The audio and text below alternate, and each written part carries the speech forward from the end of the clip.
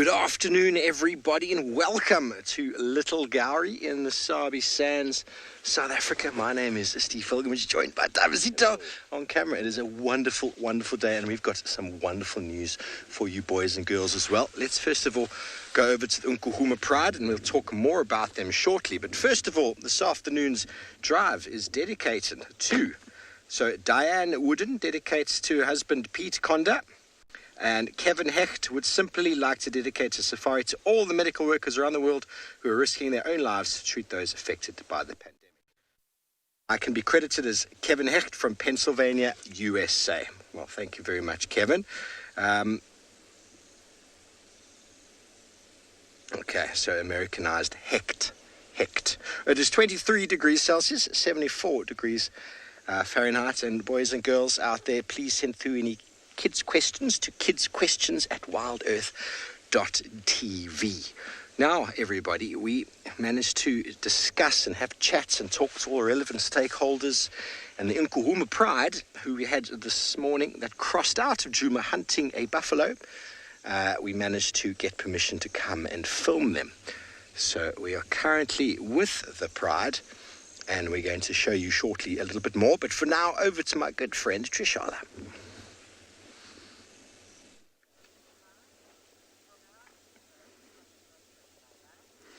Yes, look at this.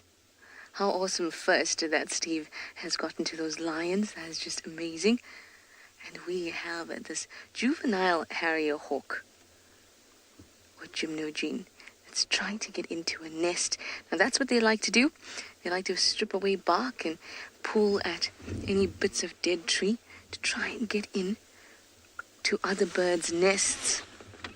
And that's when they'll eat the chicks and the eggs. Hello everyone, my name is Trishan and I've got BK on camera this afternoon, and we are off to a good start. Firstly, we had a squirrel on the bonnet, which was excellent, and now we have this harrier hawk or gymnogene up in this tree. Oh, that's just gorgeous. Now it's been sitting here or rather trying its hardest to get into whichever nest is in that tree to try and get a meal.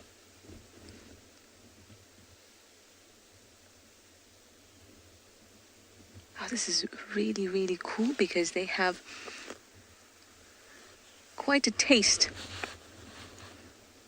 for meat, and especially little chicks and the eggs. And to watch them go about their business is something very, very cool. You can see it's quite windy. There, it's got a foot in.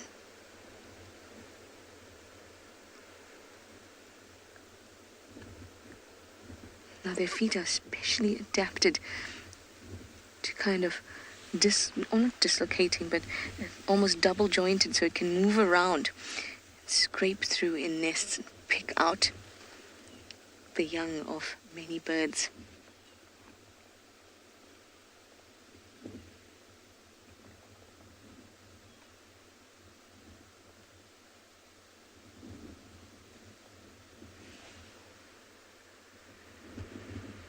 It must be very hungry. It must have seen exactly what bird went in there.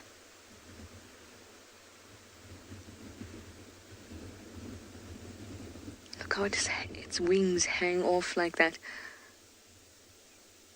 Oh, it's getting something, I think.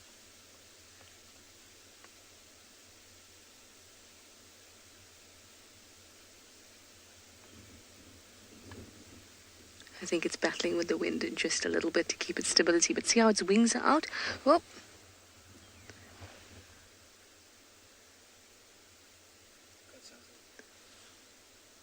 is that something in its claw? It's moving around there.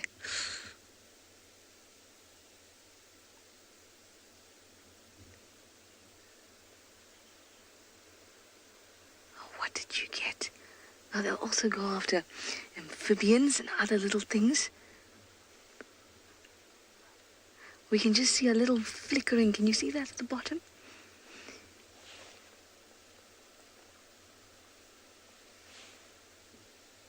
Any small mammal it'll go for maybe even a lizard or something that's been in that bark.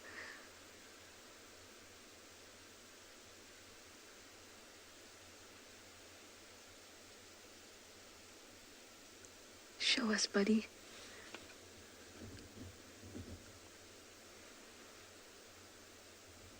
The way that the tail was moved. Ooh.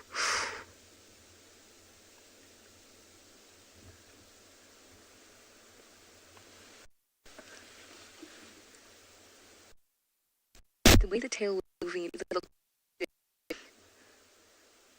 a small lizard. Actually, not that small, but oh, yeah, that looks like some sort of reptile.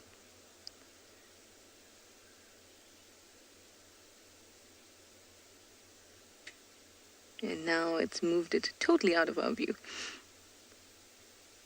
There we go. First live kill for them for the afternoon.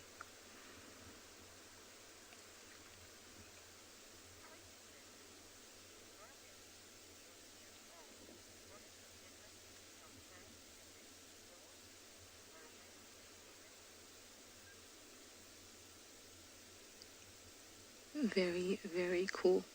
Morgan, you are 11 years old, and you'd like to know what exactly is the difference between a hawk and an eagle. Well, we say that eagles, or true eagles, have feathers along their feet. And you can see that this hawk doesn't have any feathers along the feet. Can you see that? Kind of looks like it's not wearing any pants. The eagles look like they're wearing pants. The eagles are generally stronger and heavily built.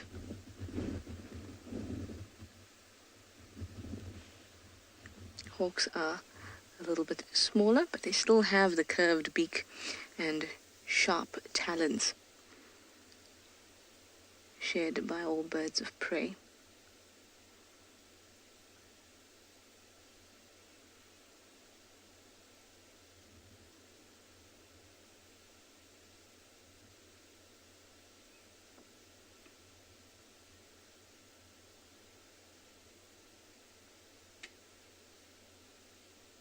That is really, really cool.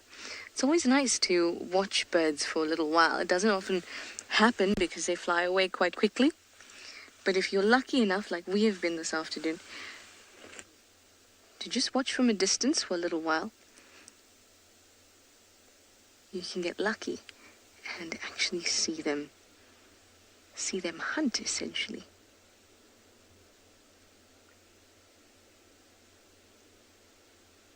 We still 100% don't know what it was, but to me, definitely looked like some type of reptile. Oh, okay. Now we're getting right into it. Well, from one predator feeding to slightly bigger ones, let's go over to Steve with those lions.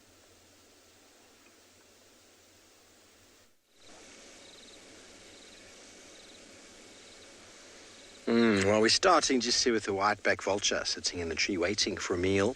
Just want to let all of you know that we do have a buffalo that's been killed by the Nkuhuma Pride. So if you are against those sort of things or a bit squeamish, now's the time to look away. We've now got a few members of the Pride, one adult lioness and two cubs currently feeding on this buffalo bull. Now, this morning, if you weren't watching, we had the Nkuhuma Pride, 4 females run across the road towards the south, towards Little Gowrie, which is where we are now, and we heard them attack a buffalo. Big buffalo bull, they were on his back. I had a brief view of them on the back trying to pull it down. And a gentleman we know on this side told me what he saw is that the big buffalo was making a lot of noise, and another bull came from Twin Dam side, from Juma side, to come and assist his brother in arms. He was attracted to the bellowing, and the bull that was there initially threw the lions off, and the lions attacked and killed the rescuer, the Good Samaritan. So, very bad way for his day to have ended, but the volition of his intentions were good. And now he's going to feed a very hungry pride.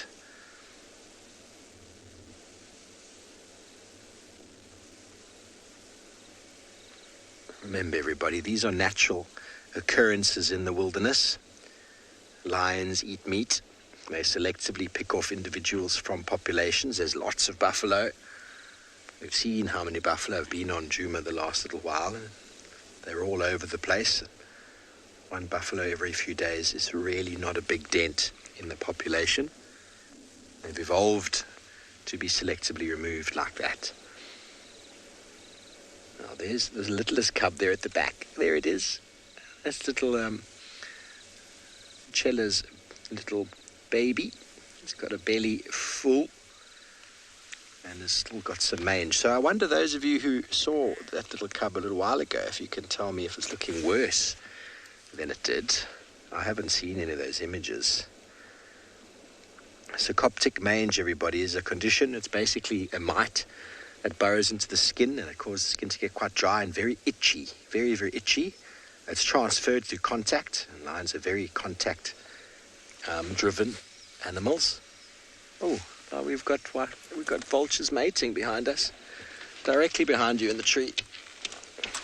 Hooded vultures are making babies, everybody. Oh, that was done. There we go. They're making a very funny little squeaking noise. Whiteback vultures, when they mate, make a very rasping sound. I've heard that many times, but I've never heard hooded vultures. Hooded vultures are a very reliable indicator that there is meat on the ground or somewhere nearby, and their presence in the tree indicates that there are still predators on the ground. And as you can see, there are lots of fat bellies.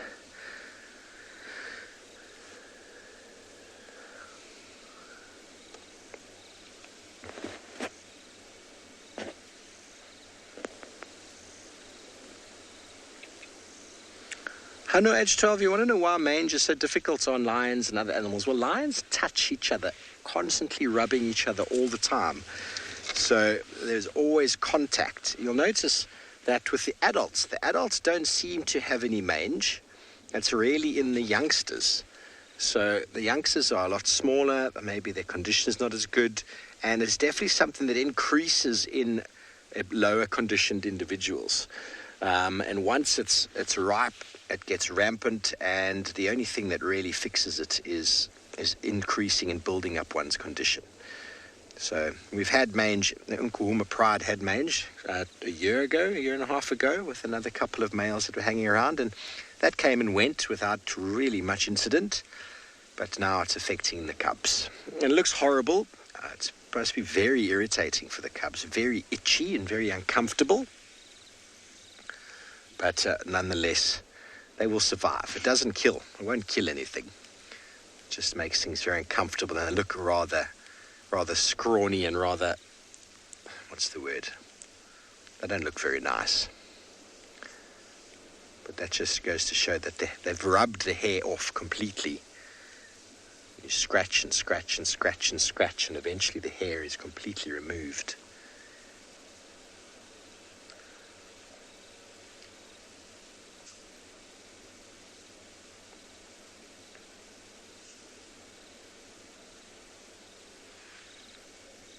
She's very full.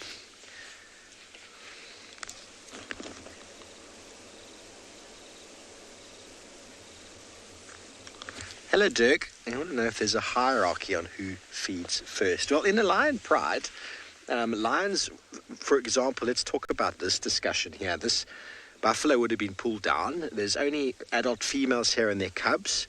And it's a big animal, so they all would have pulled it down, and then they just would have started feeding wherever they can get access. Because it's a big animal, there probably wouldn't have been too much of a difficult time. But when it comes to hierarchy, if there's males around, males completely dominate a kill site, and they will eat more than the females and knock the females around as well. Males sometimes will allow cubs to come and eat without causing any harm, but sometimes they prevent females from eating. But when you're on a big animal like a buffalo, you don't see the same sort of competition as you would see on an animal like an impala or a wildebeest or something smaller. When the food resource is smaller. The animals all have to get as much in as they can, as quickly as they can, and it becomes very, very ferocious. And the biggest and the strongest will get more, and the biggest and the strongest will get bigger and stronger because of it. And any weak individuals, especially with regards to the younger ones, that aren't able to get in there and get a good meal, it will affect them negatively over time. Most definitely. But the hierarchy is about strength and dominance. And if you're not strong enough to go in there and take it for yourself, you're not going to be a very good adult lion. Okay, well, very good. We're going to stay here the whole afternoon, I suppose, with Unkuhuma Pride, and we're going to send you all the way over to Swalu, Kalahari, to say good afternoon.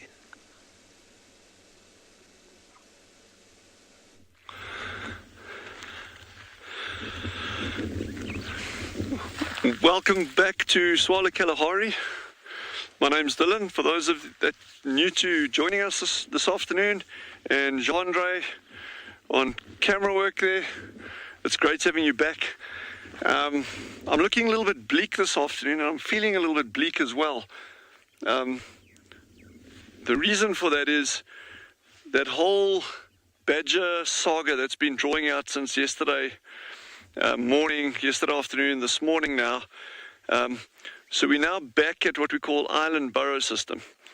And this is the usual residence of the Khosagrang Mosadi and her family, and this is where the pups were born. And remember, we were saying how the squirrels had moved from that burrow south of us into this burrow system on high alert. The meerkats were all on high alert because the badger had taken over that system over there and dug it up a lot.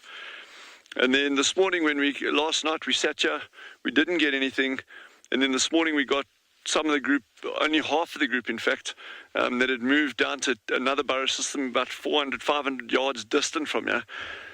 And so Jean-Andre and I have now come up to check it, and there is a huge amount of sign of badger around. There's been a lot of digging at the burrow entrances. There's a number of these burrow entrances that have actually collapsed and been filled up with sand due to his digging. There's a lot of tracks around here. So, of course, what's on everyone's mind, and I'm not going to say it, because we don't know for a fact where these pups are and if anything's happened to these pups. For all we know, Mosadi and the clan actually maybe got these youngsters out, the newborn pups out, before the badger made it up here. I mean, they were certainly alert enough to do that. Here's tracks coming across over here, moving across. Out of here, there's strong signs of, we was over here as well, actually exiting this burrow system over here. And then up and down between Island Burrow, which is where we are now, and the burrow system south of us, there's just a swath of badger spoor as well.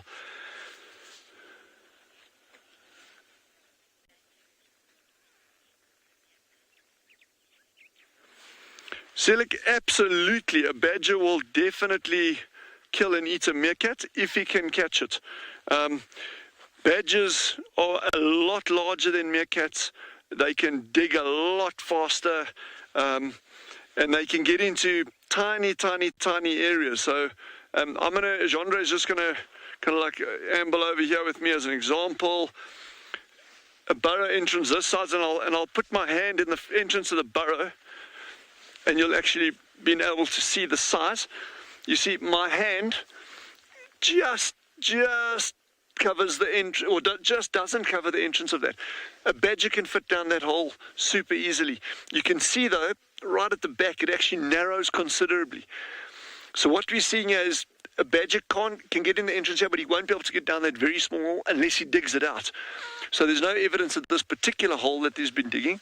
But if we move over here, you'll see this hole has been completely filled in.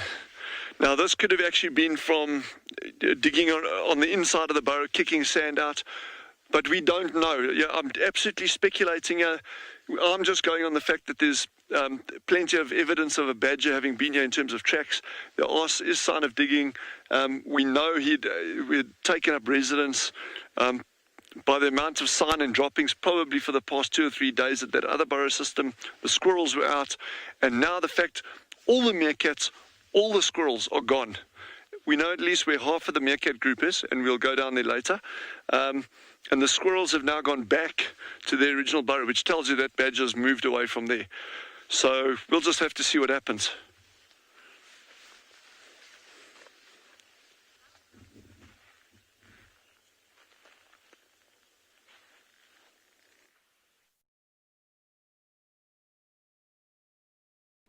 Age 7 has just asked the question about how long would a badger normally live for, a meerkat, sorry. How long would a badger, geez, I did it again. You see, I'm brainwashed here with badgers. Let me try this for the 3rd time, okay. Hold on. How long would a meerkat live for, normally, if it wasn't eaten by a badger? So in captivity, they can actually live for quite a long time. And there are records of them going up to 12 years. But that in the wild, that would be absolutely exceptional. What we're looking at in our environment here, 4 to 5 years, kind of would be the top limit over there. But remember, out here, they can battle to get food if there's droughts. There's a lot of predation on them. A honey badger just being one example. They can be fighting with other meerkats. So there's a lot, and disease. I mean, you can get certain diseases that come through these populations. So there's a lot of wear and tear on a meerkat in a natural system. And the same, since I repeated the word badger twice, the same would go for a honey badger. You know, in captivity they could live for a long time, but out in the wild, lifespans of animals are normally reduced just because of the stress and pressures of everyday life. And it's not the kind of like stress and pressures we have. Oh no, wait, we don't have any. but certainly in terms of like natural effects taking their toll on them and that. So, yeah, lifespan of animals is always a difficult one. I mean, we can say this is the kind of normal lifespan, and on swallow for meerkats it would be about 4 to 5 years. So, okay, so back to our original thing there is, I'm not giving up hope. I'm not going to say, well, the meerkats are all, the meerkat pups have all been eaten and that's the end of the story. You know, I think because while I'm saying that is the fact that these meerkats were such tiny pups, okay, and actually not even quite at the age where they could come out above ground, unless the mother took them out for a very good reason. So I'm going to live in hope, at least for the next week. If we see by the end of this, by the middle to the end of next week, let's say by next week Friday, if there's absolutely no sign of pups, then we'll be able to say for certain.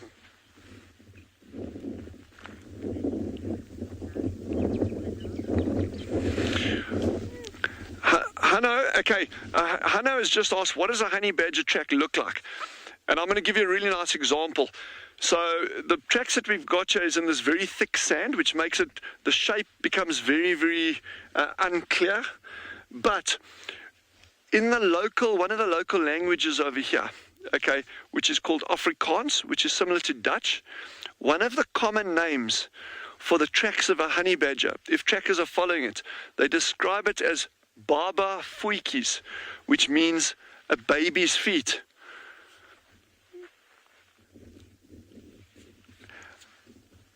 Okay, so it's called baba voetjies, which means baby feet. And a honey badger's tracks look remarkably like a little baby's feet. I'm going to make a very rough imprint on the soft sand over here, and you'll be able to get a very rough idea. And we often make these kind of things on beaches and that kind of stuff, so you'll recognize it. But it's almost like that, with pads there, and then you've normally on the front, and a pad at the back here, sorry, actually. And then on the front here, you actually normally get like claw marks. That's a horrendous badger foot. Old Jandre is making faces like, what is that? Maybe it's a bear track. But if we see like a really clearly defined honey badger track over here, then we'll show you. So on the soft sand, you know, anything walking down here, it doesn't leave clear indentations, unfortunately. But I'm quite excited, and I'm not going to get, I'm not going to go like all depressed on us now. I want to first wait another week, and then we'll know if there comes a time limit where we say, well, by now the pup should definitely be above ground. Then we can say for sure, okay, well, the badger probably won that round. But until then, we're not going to give up. So I think in the meantime, head back to Taylor and that awesome sighting she's got on that side at Pridelands.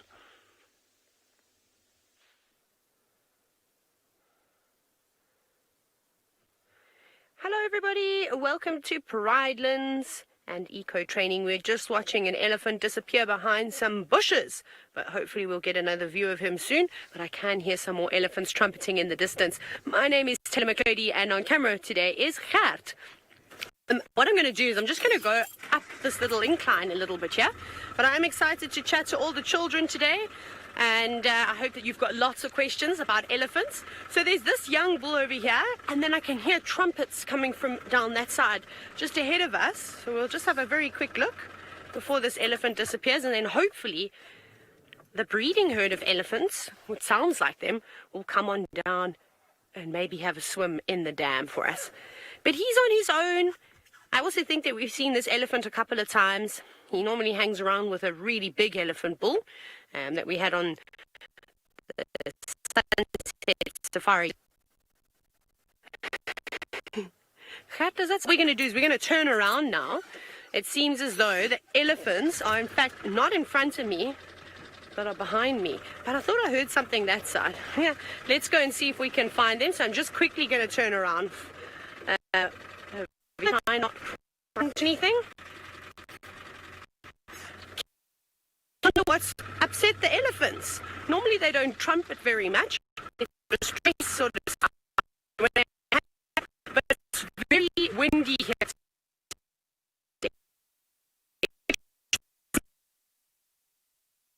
Like this. Be a bit of a problem.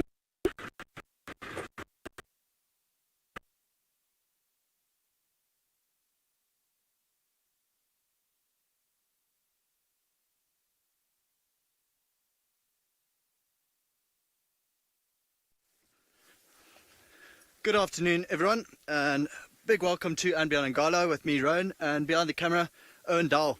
So we've had quite the interesting afternoon. What we did is, actually at tented camp, we went out to the right, found the tracks of the lioness and her two cubs. So it seems she left the pride. Now, we came here and we saw these marks, big drag marks, starting here and going up. We followed it, walked for a little while, but now it goes into a very, very, very thick bush. So we had to walk very softly, like almost not even breathing. And what we found is the mom sleeping, breathing up and down very heavily, and the two cubs were actually playing with each other. So now what we need to do is drive around and see what they caught, you know, what carcass they have in the area. So quite exciting. I'm still out of breath. I'm still very, very excited about this. Let's go check the other part. We were actually very close and Mom didn't even notice us, luckily, otherwise it could have gone very differently. What we're going to do is actually turn back towards tented camp and then drive to the next crossing and go there and see if we can find them from the other side. So remember, last night was very, very cloudy. Not a single, well, no sign of the moon at all. Which is why it's actually quite extraordinary that she managed to kill something right in the middle of the Simbambili riverbed. So let's go around. This might take a while, but I'm pretty sure we can find her on the other side. Also, more exciting, the cubs are eating meat already. It's wonderful news. I don't think, luckily she didn't like the next property, so she wanted to come back to And Beyond Ngalo, luckily for us. So this morning what we did is we actually went to check the boundary, but we didn't check the boundary south, so she probably came down south right next to the tented camp, came down into the river. We found where they were playing around, drinking a bit of water, followed the track back onto the road, and they were all coming this way. So we just decided, come check the river, and it paid off. It honestly paid off. But quite an exhilarating feeling when you find a lion or leopard or anything on foot, but then when you find one with babies, this is actually rather scary. Sounds like all the viewers are excited to see how this plays off. I'm excited to find out what she killed, what carcass she has in the area, and of course I'm very excited to see the babies, the cubs. They're cute little personalities, very naughty, especially that little female. I've also been watching the little male. It seems like his hair on the tip of his tail is actually growing back, so he's got a black tuft on the tip of his tail now, which is good news. So absolutely no idea what caused that. We did send a photo to a vet, a friend of ours, and waiting to hear back from him.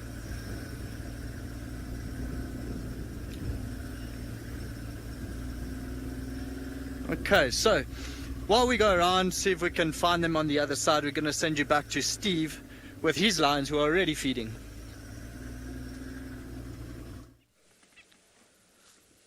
That stomach.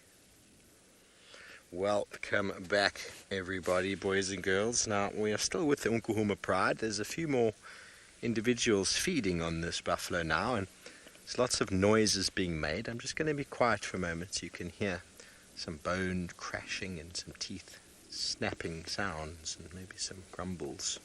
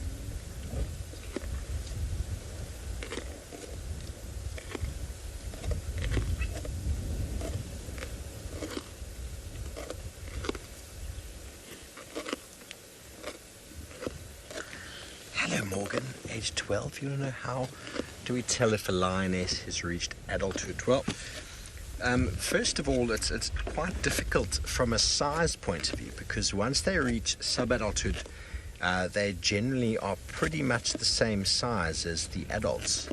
But the best way to tell is that lionesses that have been mating or have had cubs will have enlarged mammary glands on their belly, which goes to show that they've had cubs. And that is the sort of maturity stage. If you obviously find them with a big male, then you know that they've reached maturity if they're mating for the first time. But with mammary glands that are enlarged where the cubs suckle, that's a very good indication. So with many of these lionesses here, they're lying down. It's very hard to tell who's who. But this one on the right, that one there, she's got enlarged mammary glands if we saw her just now. And the one on the left of her does not. So the size of them is very difficult to tell. And you've got to know your lions very well to know. If you just came across a pride, you wouldn't know who's old and who's not. Obviously, as lions get older, they get injured. Their teeth also break down and get broken as they get older. And they quite often have many more injuries. So that's a good way of indicating if one is old. But when they're in a feeding process like this, it's nearly impossible. Obviously, you can see the cubs around the carcass and around are much smaller than the lionesses, but from 2.5, 3 years old, very hard to tell a female sub-adult from an adult. Obviously, males are a bit different because the development of the mane comes on in stages, and they generally aren't fully mature when they're in a pride. As soon as they start getting a bit more mature, ecologically or behaviorally, they get pushed away.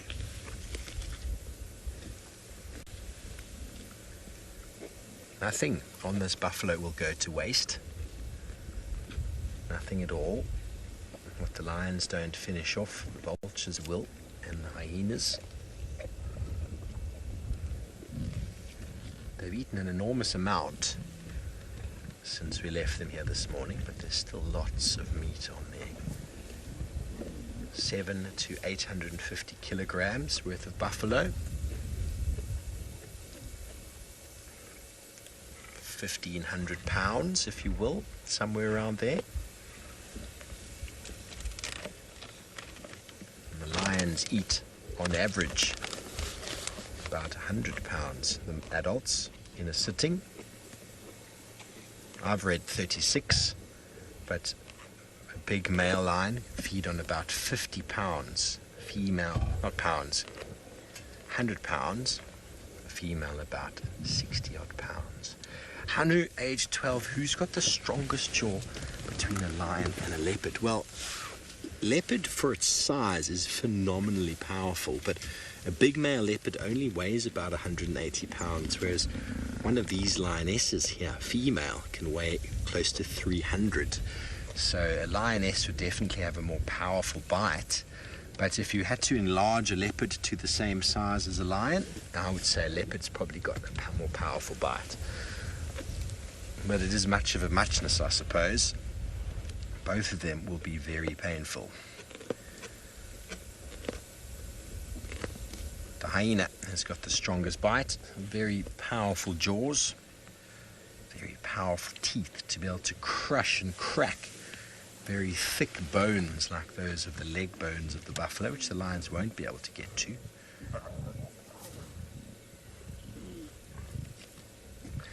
Look at that little lion cub in the middle there. He's fallen asleep. Doesn't want to go too far away from the food. There we go. There's my pillow for the day. Food coma, indeed. Isn't that cute? You often see that. You often see these animals get so attached to their food. Why move all the way over there if you can just stay where you are? There we go. There's the youngest in the pride, feeding deliciously. It's been with the pride non-stop, I believe, since I left.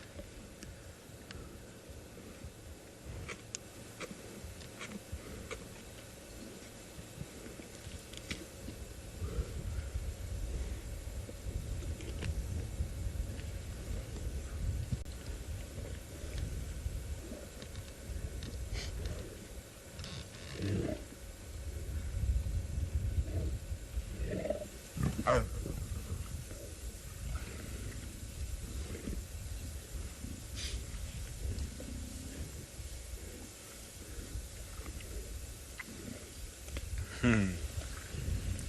Hello, Gabriel, age 11. You want to know if the lions saw another buffalo, would they go for it? Well, lions do sometimes have that in them, that they will hunt again if the kill is easy. Sorry, they're making some noise. There's nothing to stop these animals from hunting again, but it's all about the energy that it requires. It wasn't. I'm sorry about that, radio.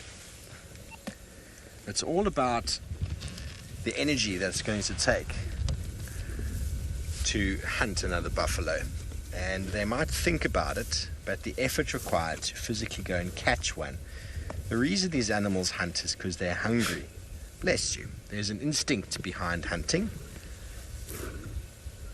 And when their hunger is overwhelmingly high, they will hunt.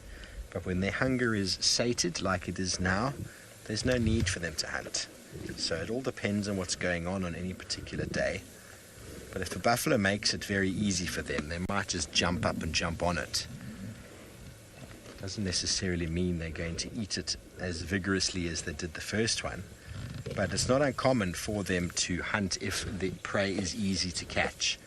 The Unkuhumas a few years ago during our drought, the buffalo were in very bad condition and weren't able to run away. And the lions were just killing them left, right and center and not really eating them. They were so full, they were just killing again. So that instinct to catch can overwhelm them sometimes. But if the buffalo makes it difficult, then they'll most certainly not do it. So let's look at the belly of this one quickly. Darby, can you see the belly there? The last question I answered. See, she's got a very clean belly.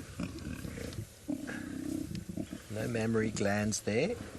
So that's a youngster. She hasn't yet had cubs. She's 3.5 though, so she's definitely old enough now. Don't know if she's mated yet. Haven't seen the pride in some time.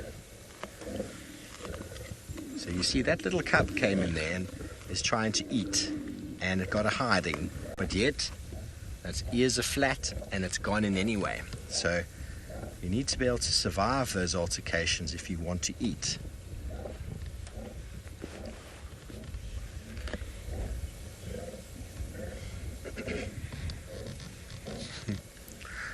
Hello Morgan, age 11. Well, lions get so full, it's ridiculous.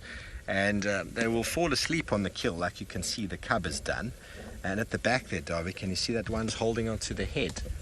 Now that lion has fallen asleep there as well. So they will eat and eat and eat until they pass out, if there's so much food. Sometimes though, they kill small animals and the animal doesn't go very far between them. And then the lions have to eat as much as they can quickly, and then they will eat again and hunt again if they can. But you'll notice with lions like this, when there's a lot of meat, they'll eat until they seem like they're going to explode, and then they might fall asleep right where they are, or they might walk away to go get into the shade, or they might feel the need to go have a toilet stop or have a drink. All of these things can happen. Like we've still got a few that have moved over into the shade on the other side that will be coming back again to eat in a not so distant future. And their bellies are still full, so they can't help themselves. They eat as much as they can when it's available.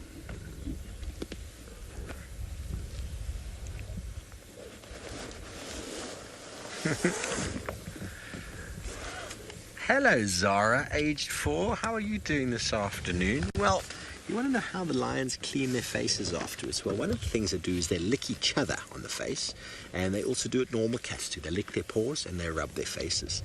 So although it gets the blood off, it's never really that clean.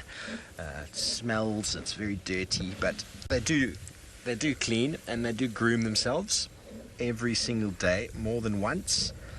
And after this whole affair, they will go and clean themselves and each other.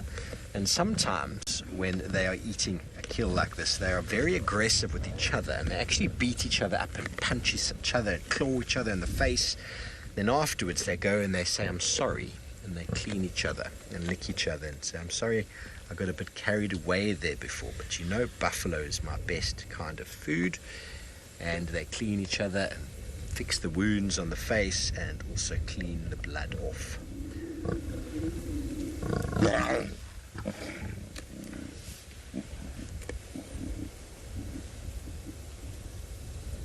You have to be tough to be a lion.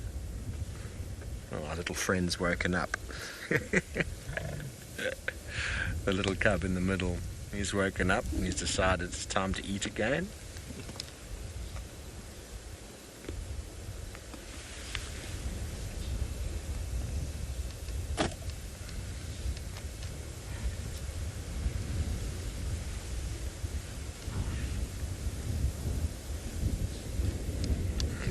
Very good. Well, we're going to stay right here, as I said before, and send you all the way over to Tswalu Kalahari. Dylan is on the ground.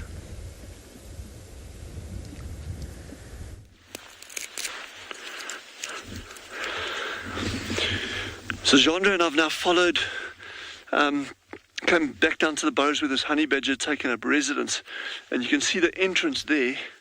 That was the burrow that he was using. Okay, you got that, Jandre? And then you got all these very faint hairline marks over here where he's been in and out. There's been a lot of squirrel activity, so they've come in here now. But then very interesting, and this is what I want to show you guys quickly. It's quite gross, but pretty cool. This is a honey badger dropping. Okay. So there's a lot of bones inside it. And actually, it's like I should have this a knife and fork. There's a lot of bones that have actually been broken up. So I want to actually, that's the urine there. I want to see on this section here, but you see all those big bones, eh? Or when I say big, I mean relatively, that's a, who knows what that is. Oh my word, we have a Tilo, I must tell Tilo, our snake researcher. No, wait. I thought that was a snake fang, but it's not. That's the bottom jaw of something. That stinks, eh? Anyway, I want to just see, you see a lot of sand in their droppings because they're foraging often, on the sand, underground, catching things. So you'll normally get a lot of sand in the droppings, which is also very, very typical. Sorry, I'm just trying to, probably would have been easier with a knife and fork. Okay, what is this? This is an interesting portrait. Okay, so I can't even make out what this is. But it's just nice to see all those bones. And what I was looking for, and I'm not seeing it, is obvious signs of a skull. Because if you get obvious signs of a skull, that would be a fairly or relatively easy way of being able to tell what it was that had actually been eaten. But like I said, I don't see that. Yeah, I'm not seeing any obvious signs of skull. But I mean, look at the size of these bones. Okay, and this is this looks almost like a bird. Yeah, kind of, in fact, it is a bird.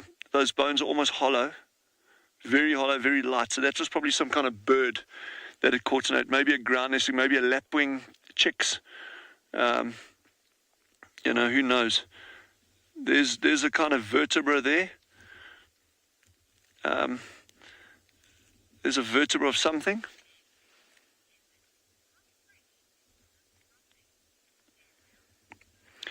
Gabriel has just asked, how fresh is this dropping?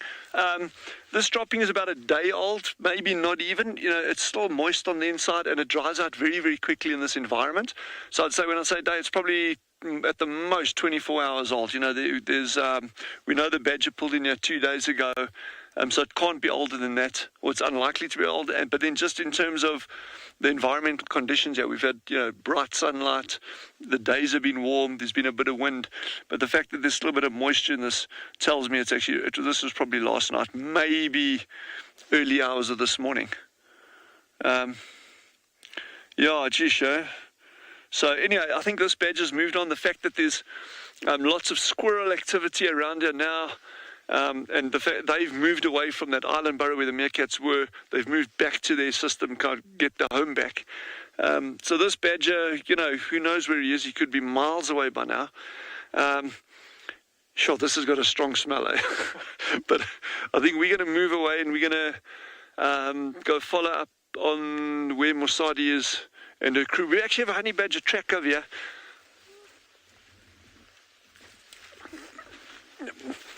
We've got it's not a very clear track, but here's a honey badger track over here. There's the front claws and then the back pad. We've been walking around a little bit. So we've trampled others by mistake, actually. But remember I was saying it resembles a baby's foot. And then also with the claws on the front, the length, your porcupine tracks are a lot smaller. But we'll keep our eyes posted for a much clearer track if we can find one. But so anyway, here's a nice example. And you can also see from that hole the size, how small these holes are that they can actually get into. But we're going to move off now. But thanks for sticking with us, and head over to the Lowveld and our colleagues down there and see what action they've got on their side.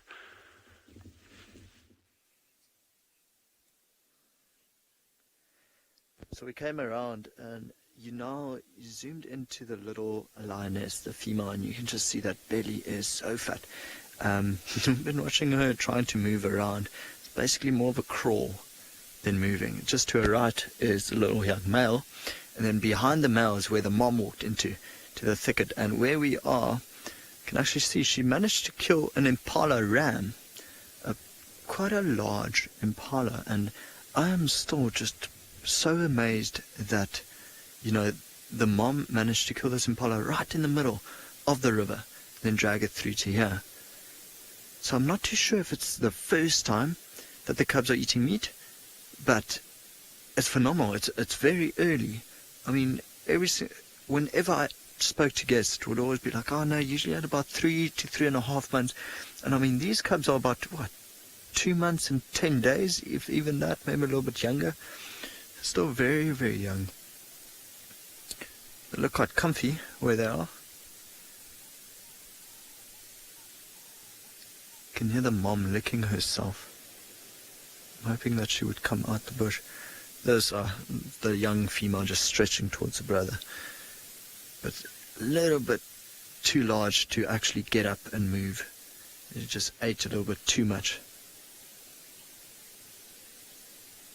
Still very up and awake.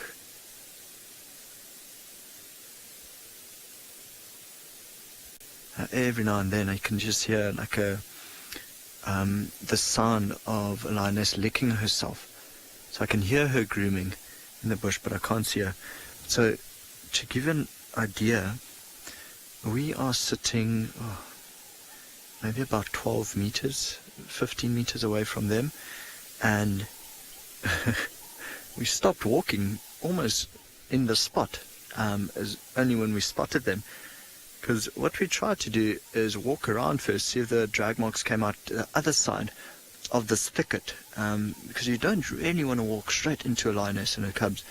But then when the drag marks didn't come out the other side, we decided, okay, yeah, let's be brave. I keep saying me, so it's Sean and myself. Let's be brave and just slowly follow these drag marks. And we are extremely lucky. Mom didn't even look up. Her head didn't even lift in our direction. Did quite well. That cubby is falling asleep now. It looks so comfy. The grass looks so soft where she is.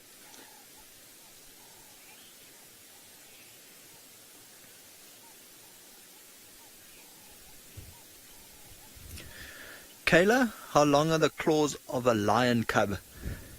Kayla, it's probably about 0.5 centimeter to 1 centimeter, so about 5 to 10 millimeters, if I can imagine. So they retract their claws, so it's not really something you can often see, but when they do come out, I remember seeing the little female playing with a piece of elephant poo or elephant dung, and I would say maybe about 5 to 10 millimeters, so 0.5 centimeter to 1 centimeter.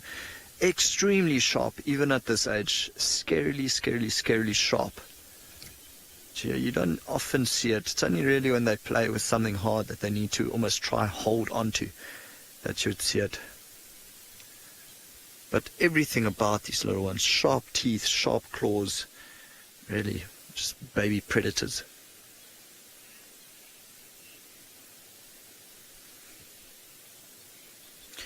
So yeah, it seems like the kids' drive has now come to an end, but it doesn't mean we don't want to hear from you. So still, please keep sending your questions through, send your comments through, interact with all of us. We'd love to hear from all of you. Even had Siri on drive with me this afternoon. Kept chirping every now and then. Okay. I'm still just waiting for the mom to come out. So, to give you an idea, we don't have the best view of the impala carcass, but the entire stomach has been peeled out, and so it's hollow inside. So maybe a little bit later. But for now, we're going to send you over to Dooms on and beyond Pinda, and Dooms got the entire pride walking across the road.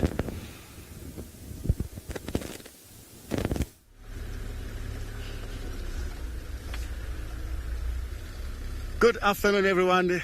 Yeah, this is Domi from and Beyond Pinda Private Game Reserve. Here we got just got a pride of lion. As you can see, they're just walking along. As you can see, also they have very full belly. Looks like this morning they might have something quite big. So we were trying to stay with them, see what they're doing. I hope everyone will enjoy with us. Okay, thank you. We're gonna keep on following them because that's we got some zebra up ahead. If you look straight across, let's just move it to the bush. But I don't know what they're gonna do with these big bellies that they have. Wow, look at them.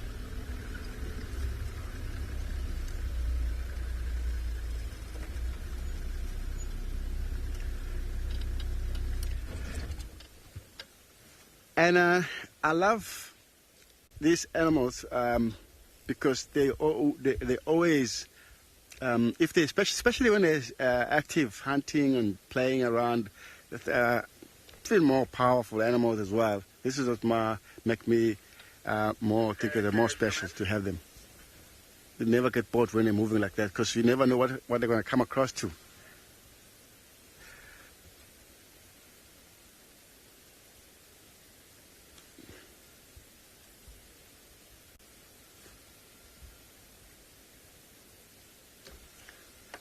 Wow, we're trying to keep on following them and see, because the zebra crossed down towards them. I don't know if they're going to manage to see it because, as you can see, they're very good camouflage. Look like that lioness, she picked that view of that lion, zebra there. Oh, you see the zebra running? Right, but I think too far away from them. You can see the zebra running across right there. All the cubs are also looking. But yeah, as you notice the bellies, how full they are, there's no chance for them to try and that far. Unless if it's very close by, because lion, even the full bellies, they can still go for something coming along to them.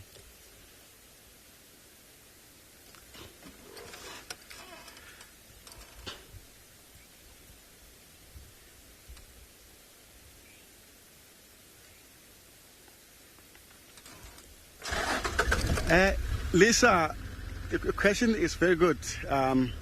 This is we call it Bayala pride.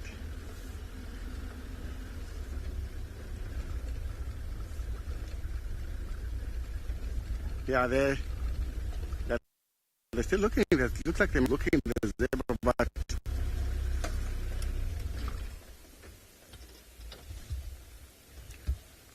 well, the meaning of that name, it's coming from, because this is the area where very close where I grew up. I know Bayala is one of the shop. I used to call Bayala because they were small tree called baobab. That is coming from there. The baobab tree.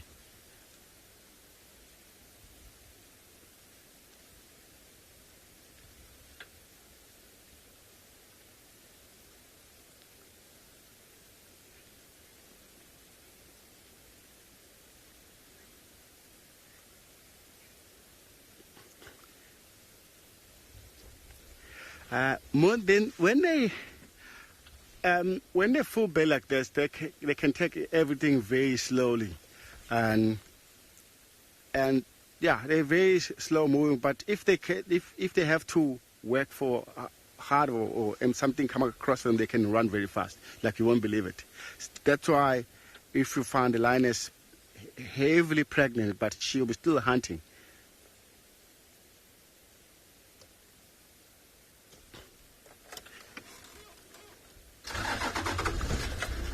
Let's try to get around and see if we can get a better view from there, and because so many bushes are over this area. Oh, it's a good thing now. They doesn't look like they interested about that zebra who just ran across. And the other thing, we don't know what happened overnight, because this morning we managed to find one of the male, which is the dominant for this pride, and he was also full belly, but very similar area where these animals that came from. So we're thinking they might be caught something very big. We got no idea what was that, and because even these lions, they're all full belly. Could be one of the reason why the zebra is running around by himself. Maybe one of the zebra get caught somewhere around this area. You're not too sure.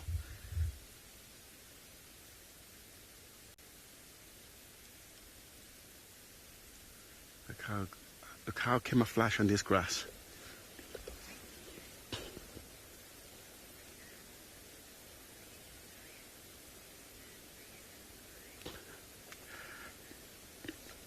In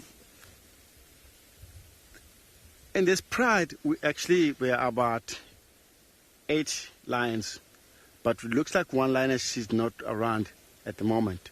Maybe she's gone for hunting. We have like 5 calves here and 2 adult lioness at the moment. So we're trying to see, maybe she moved ahead of them, but we have 8 lions in this pride.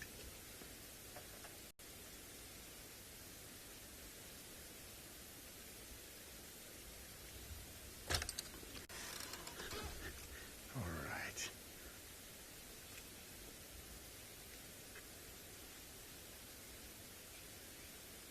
Whoa.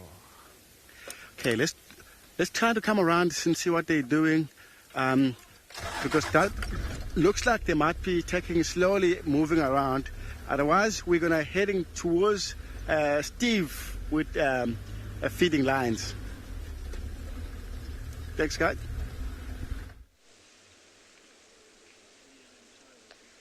Yes, well, thanks. We're back with us and our half awake, half asleep lions. There's lots of full bellies around us at the moment.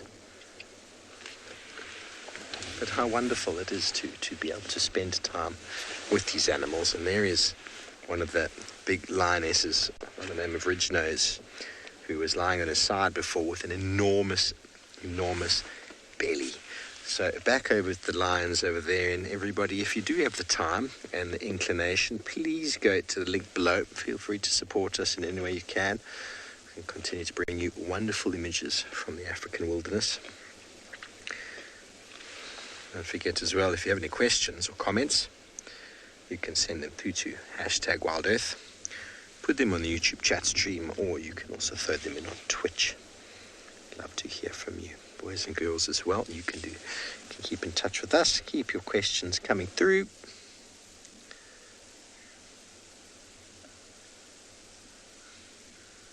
We're wondering where the Avoca males are. The 2 big boys. There are 3 big boys, but generally 2 together. Where are they? Maybe this pride has moved away from them. No doubt. When we come here in the morning, they will be probably here. And that is a very content-looking lion, isn't it? Not a very content-looking buffalo. His face has been flayed.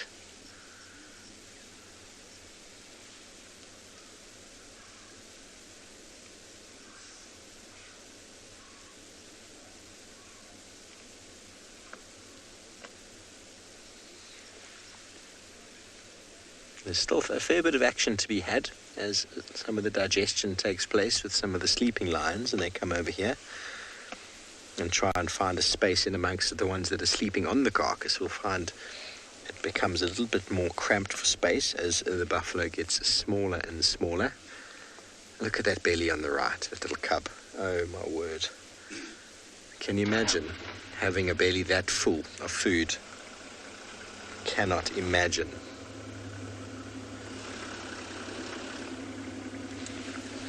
I think I would hurt. I think I'd burst at the seams.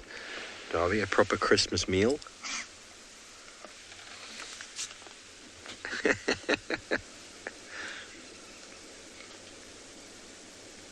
The typical side of the teeth carving action, the carnassial shear. What determines a carnivore against other animals is that side cutting teeth. BJF, you want to know how long this buffalo will last? Well, I thought it would be 3 days, but at the rate that they're going, probably still 3. But they will be here the whole day tomorrow, I'm almost certain. And then we'll see what happens on the 3rd day, how long that lasts. But it also depends on whether the Avoca males turn up. If they do, things will change, because they will be able to eat their lion's share and take a lot of that meat away. There's still a lot of meat on the rump, on the sides, so lots to be had. But a good meal for the pride, exactly what they're looking for. Look at the short breathing of that cub on the right now. His diaphragm is pushed right up into his lungs.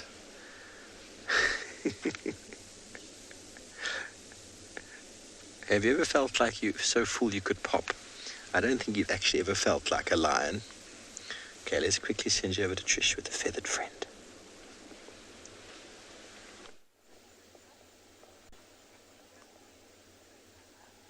I have felt so full that I could pop.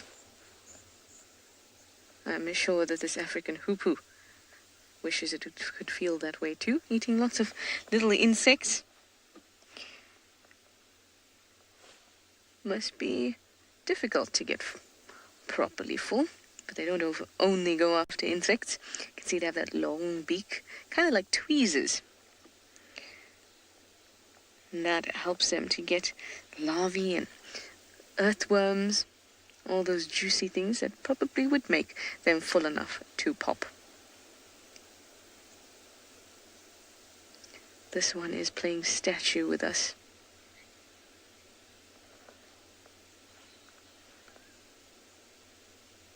Okay guys, this is spectacular. This is the most still I've ever seen an African hoopoe. Ever.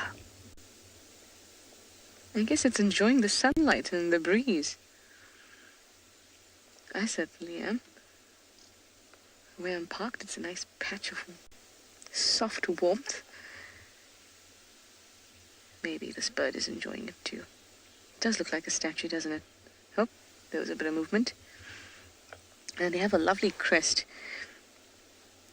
This particular individual is not showing us too obviously. In fact, you can kind of see it down a little bit there on the head. And they usually push it up when they're a bit excitable or they're alarming. But as you can see, this one is particularly zen this afternoon.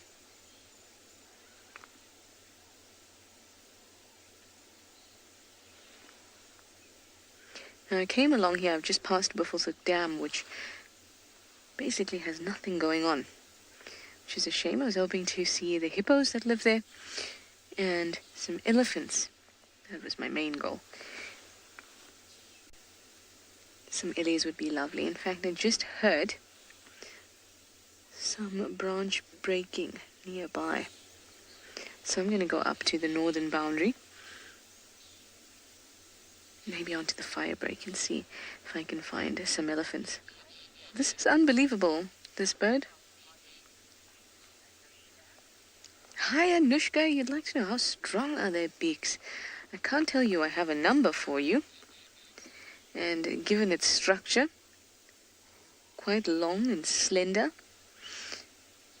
I would imagine that it would probably break more easily than, say, a bird that eats nuts or seeds.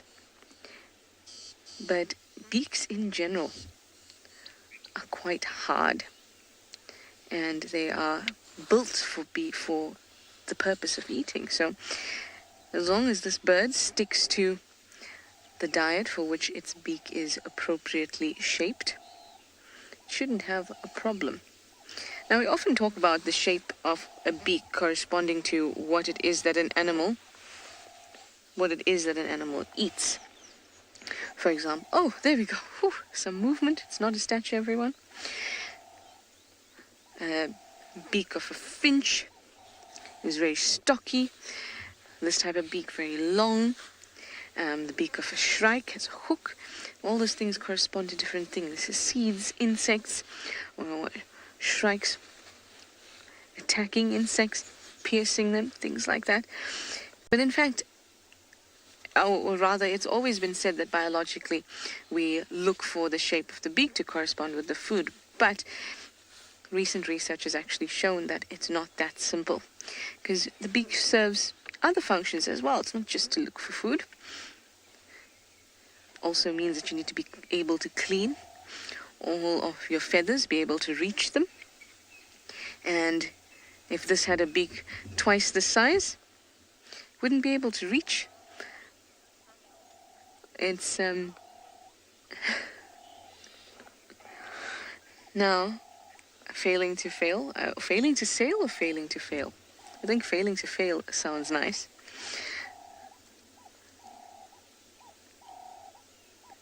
but just to end off that conversation there, it was that a extra long beak would be able to get this insect maybe deep into hole, or get this bird deep into holes to get insects and earthworms, but it might be cumbersome if it tried to clean its feathers. So it would be sort of a compromise between what they eat and being able to clean themselves that actually determines the shape and size of a beak. Bex, I'm going to get that question from you again. It was what sound I think the hoopoe makes, but I just wanted to get the name correct. And then I will spectacularly, with my very great bird sounding ability, failing to fail, I think it is. What sound does a hoopoe make? Are you ready for it? Because I am so amazingly talented at bird sounds. This one's pretty easy. Whoop, whoop, whoop, whoop, whoop, whoop, whoop, whoop, whoop, whoop. Whoop, whoop. Whoop, whoop. Which you can see why it's called a hoopoe. And now it's gone back to statue position. I would have thought with my rendition of its call it would have just flown away, upset. But clearly it's entertained by me.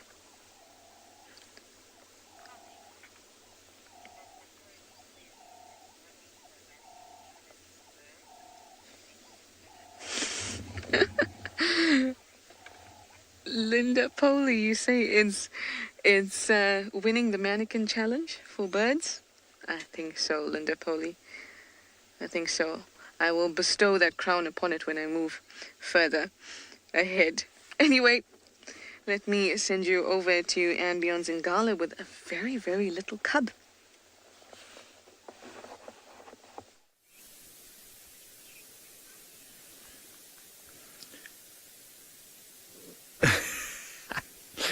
So Mom's come back, and the little lioness is lying right in front of her face. She has actually gone and investigated the carcass, had a bit of it, and now going back to drink. Maybe she likes milk more than blood for now. Yeah, straight in there. And she's very, very keen on that milk. I think the little boy, it looks like he's almost fallen asleep there on the teat. You see Mom's heavy breathing. She's definitely had some impala not too long ago. They've been rather vocal since we've been sitting here. A lot of sneezing, a lot of moaning. Very, very cute.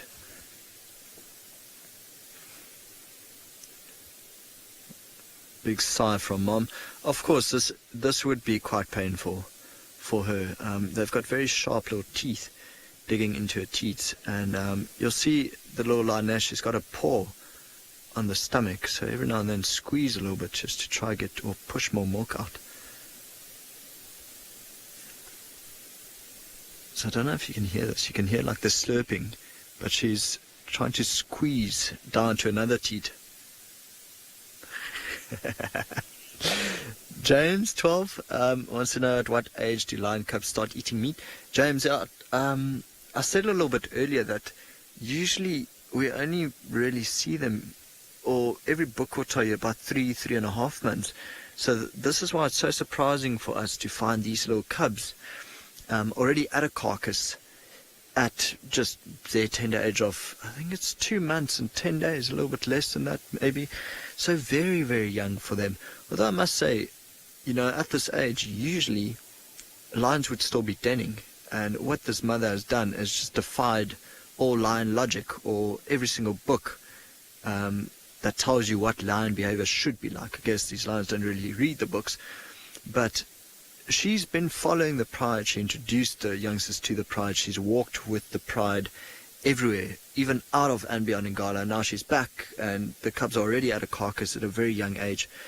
So yeah, James, it's you know, again, it just goes without saying there's no strict rule to what these animals should and should not do. But I mean, I usually read 3 to 3.5 months, so this is quite nice to know these ones are eating at just over 2 months already. See, Mom's looking quite a little bit tired now.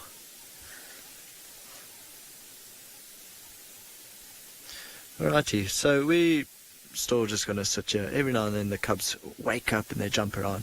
But for now, I'll send you back over to Twalu, Kalahari, and then Meerkat.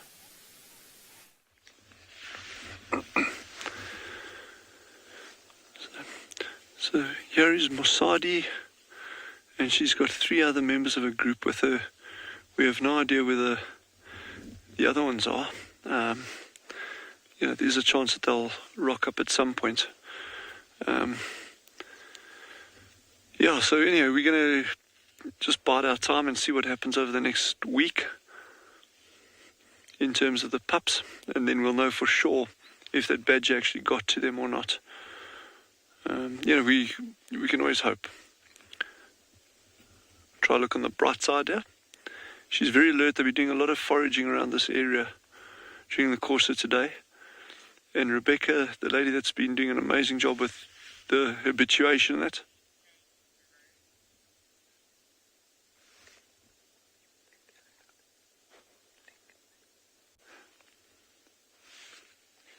Okay, sorry.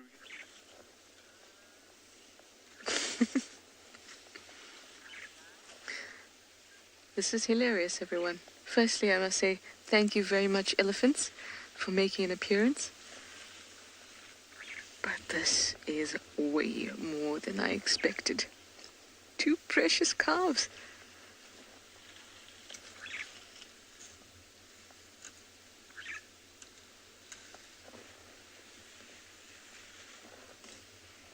The one is super tiny.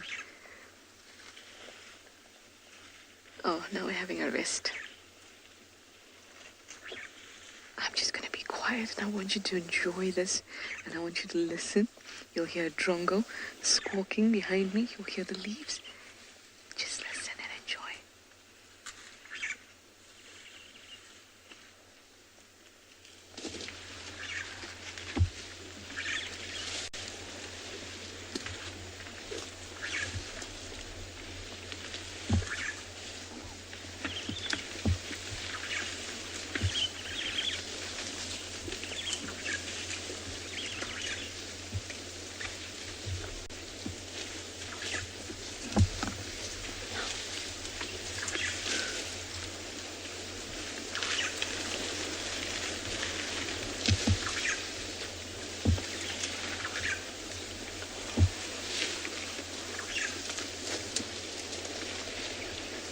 Oh, guys, I know I said I'd be quiet, but this is too cute not to comment.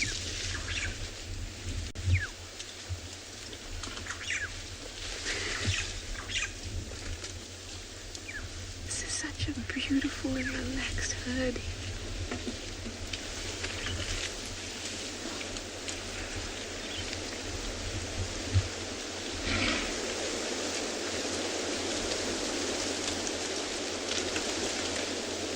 These 2 look like they're about a year old or so. He's still under the belly. That's the smaller one. This is a slightly bigger one. Hi, you 2. Say good afternoon to the world. Oh,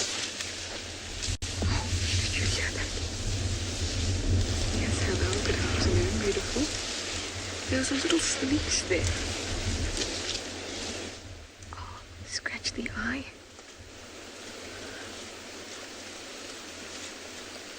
Little calves like to show a bit of bravado at this age, especially if they're male.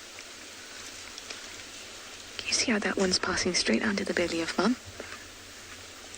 It's telling us it's about a year or under.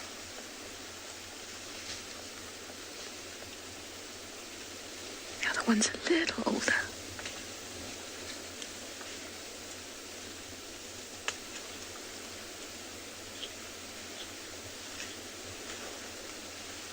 Go find your friend. There's some more little ones about to cross. It's just in front here, BK. This little calf is about to cross the road too. There's quite a few calves in this herd.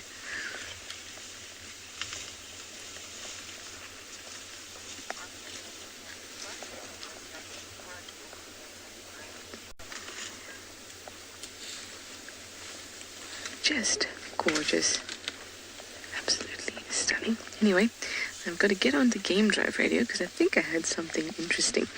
If I don't manage to get there, I will stay here, but I will send you over to Dylan at Swallow, looking at some meerkats grooming.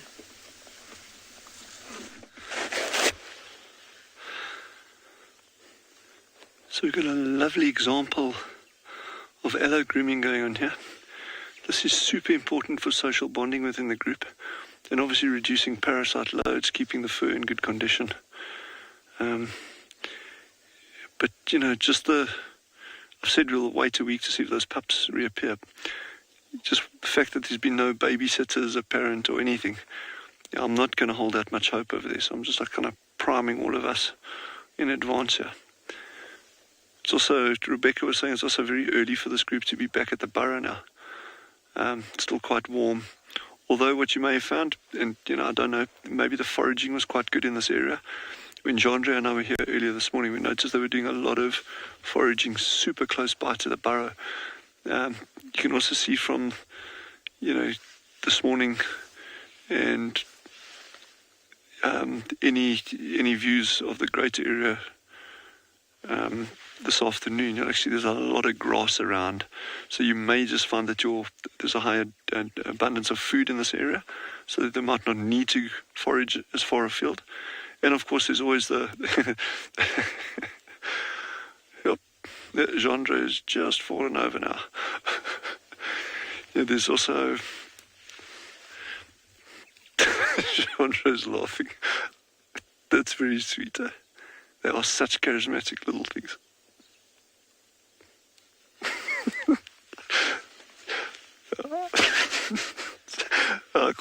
It's quite funny.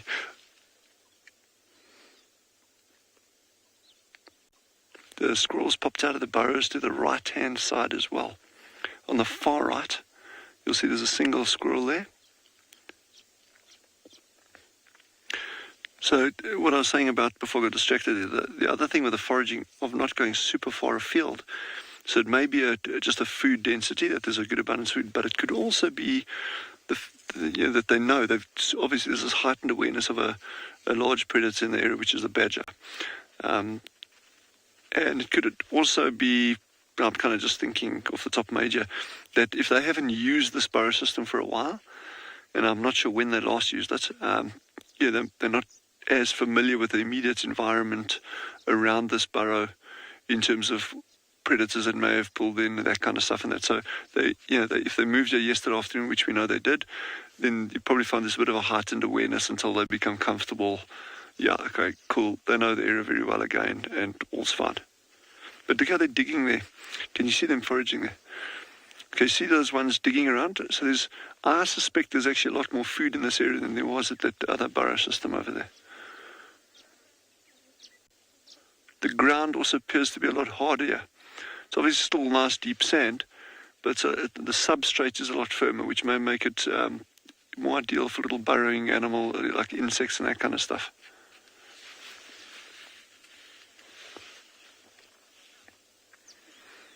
Wow. It sounds like Taylor has a baby elephant playing with the rocks. I think head over there.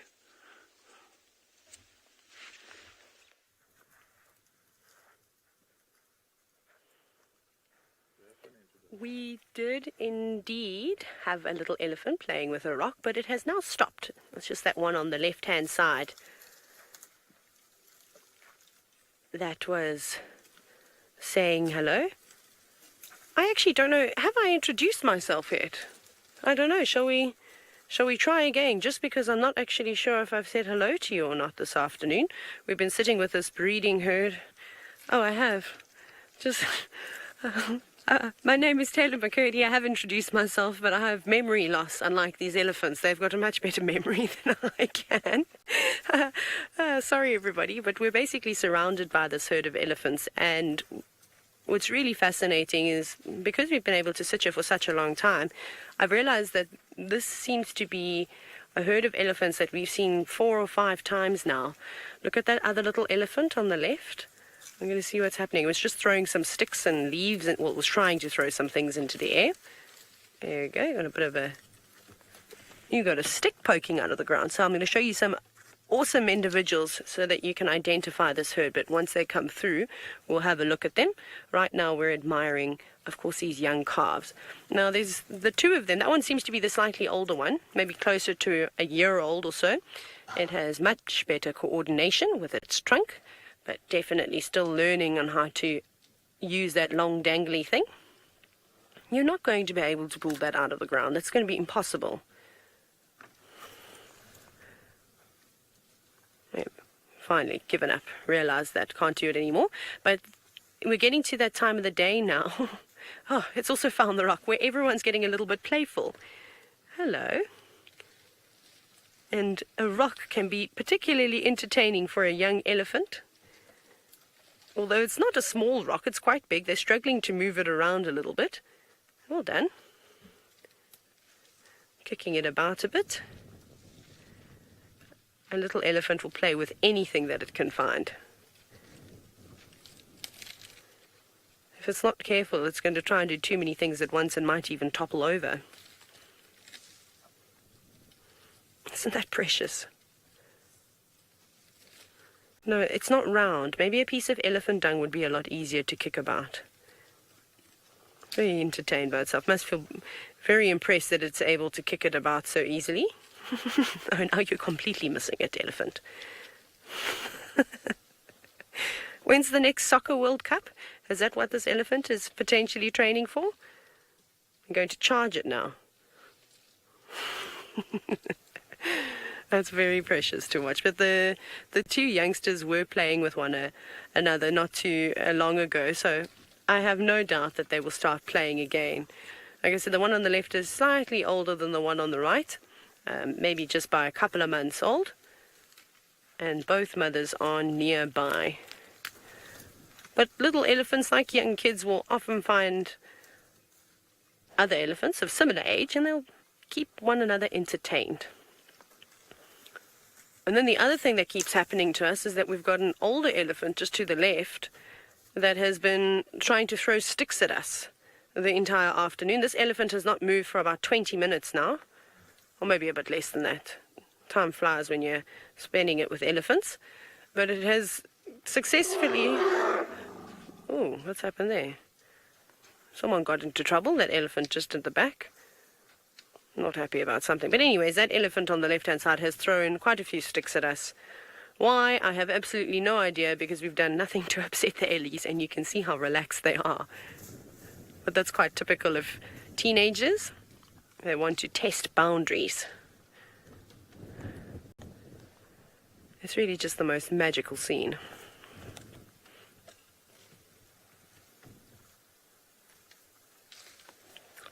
Luna, I'm not sure if there's been any studies done about elephants being able to recognize humans as individuals in terms of, remembering them. However, there's some incredible stories out there. If you look at Anthony Lawrence, for example, that rescued a herd of elephants, maybe you've read the book The Elephant Whisperer, it's one of my favorites.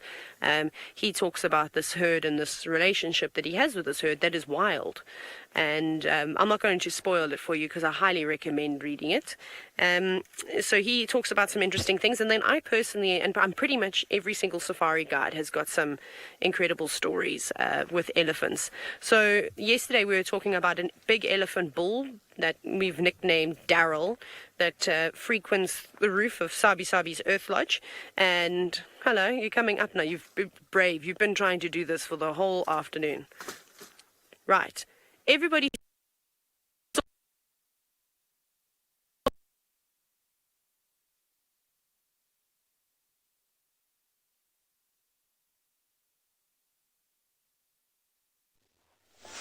Sorry guys, we just lost Taylor there briefly, but it's okay. We still have some elephants. I believe hers is also being very, very entertaining. Now ours were lying down. It was almost an elephant competition, to be honest. And they were lying down and playing with each other, flopping down. One was holding the foot of the other as it was trying to drag it along. Very, very cool. Oh, there's little Birchall starling trying to say hi to that Ellie.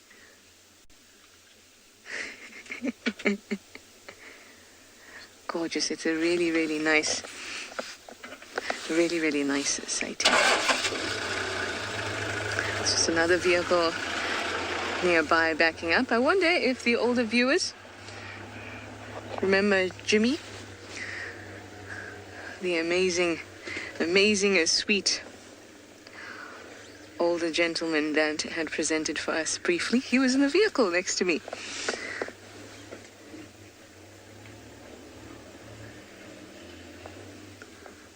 That was just really nice to see him. What a sweet man.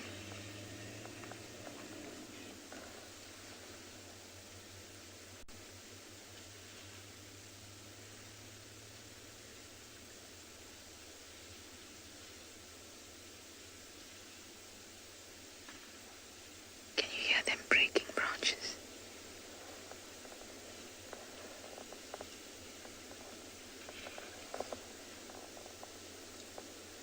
Rustling and rustling. And this time of year, I know we've had a good wet season, so our vegetation's not looking too bad just yet, but starting to dry up, and the sound is quite beautiful. The trees are always dropping leaves, and it's getting a little windier. All the animals, when they move, are making a little bit more noise.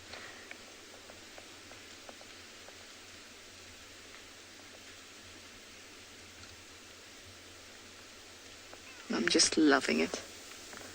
Not to mention that the sun and the warmth from it is so beautifully soft and gentle.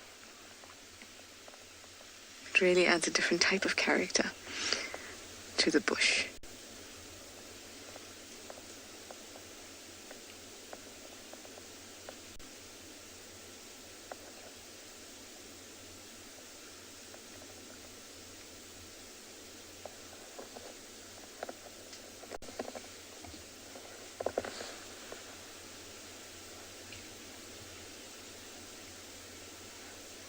The elephants would have had a really good run with the grasses this year.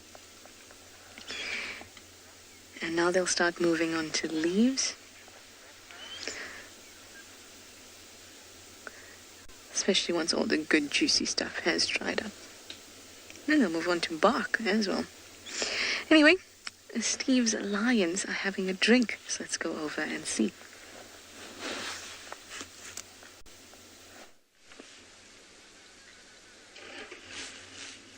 Thanks, Trish. Well, we are with our pride still, and we moved a little bit away from the carcass to let one of the other vehicles from the south have a look.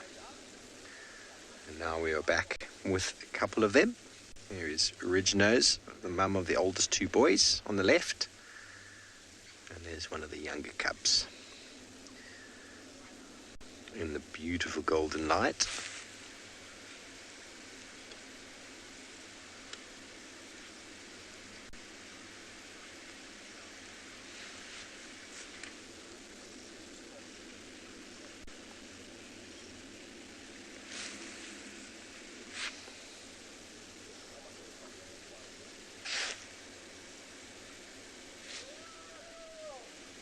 Some elephants screaming in the distance.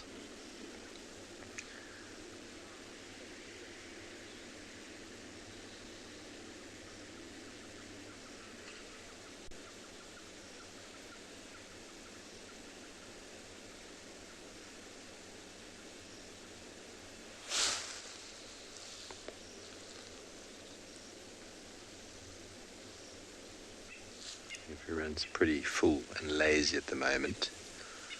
There's going to be a little bit of a lull in activity for the next little while, and then it's all going to ramp up again.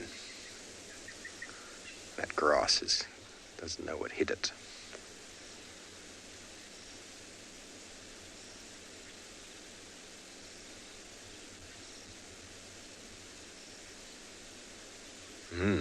Definitely not a vegetarian, that lion. Really enjoyed that, didn't he? There we go. Oh, we got the vultures mating again, Darby, on the tree. There's the bottom ones. There's the hooded vultures. It's the third time we've heard them.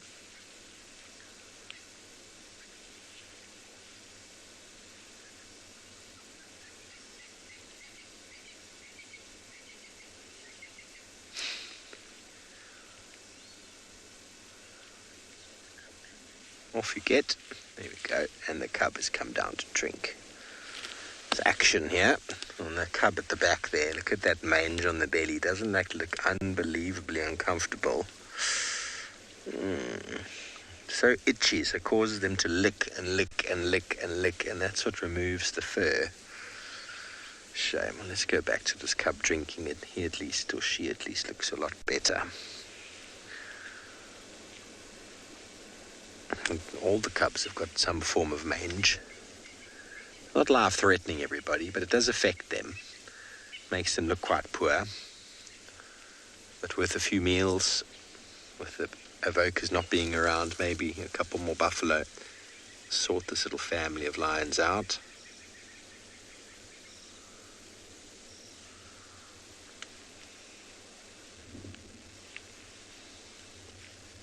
After all that food, you'd wonder, where is the space for the water? It's so full.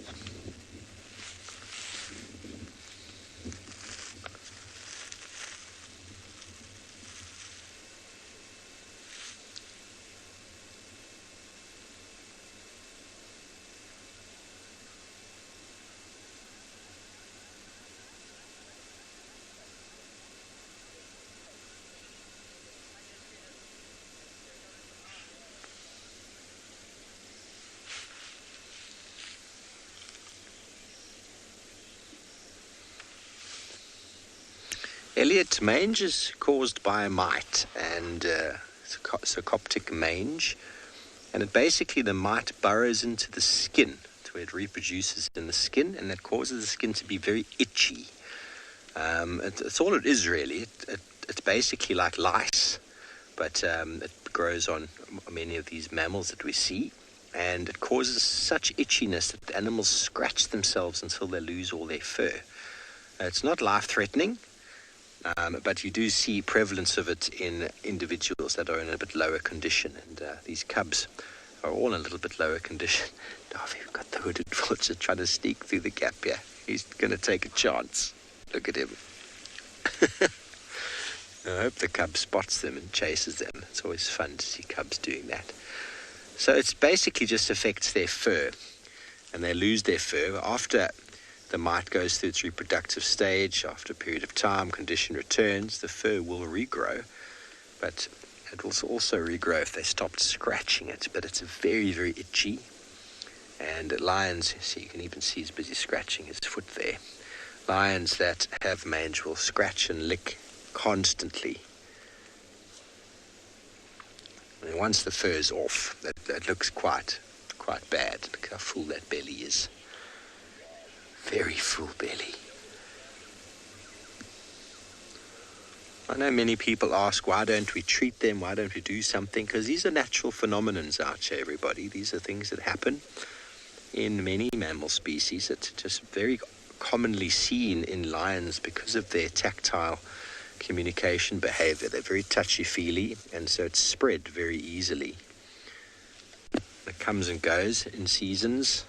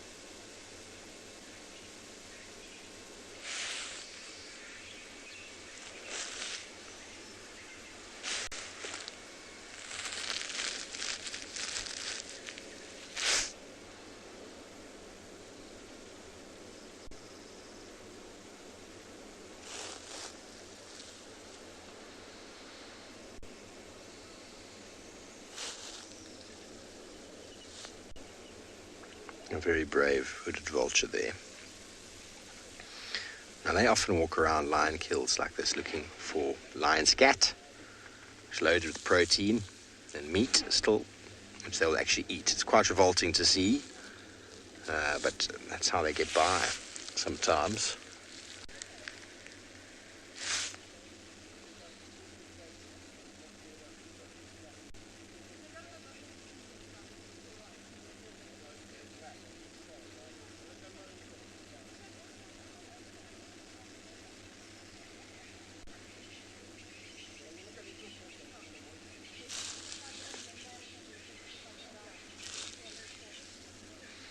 Okay, well, it's an afternoon of cats and lions, and let's go over to Ambon and Ngala, catch up with their lions.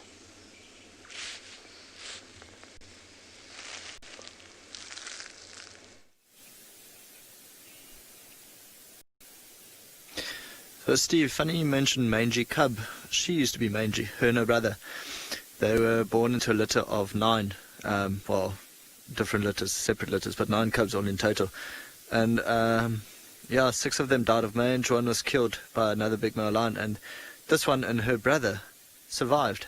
The only 2 of those 9. You can see she's got fresh blood on her nose, so she went and she ate a little bit. Where she's looking now is where the carcass is, where she's going now is where the carcass is. And the little female is in there.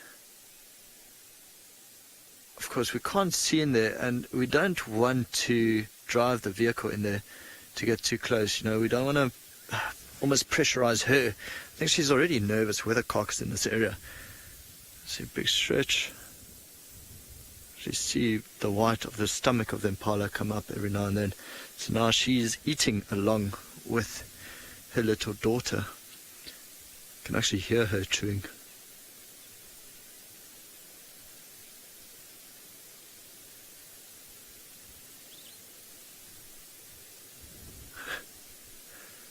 Quite a fresh carcass. You saw all the blood, the very deep red on her nose.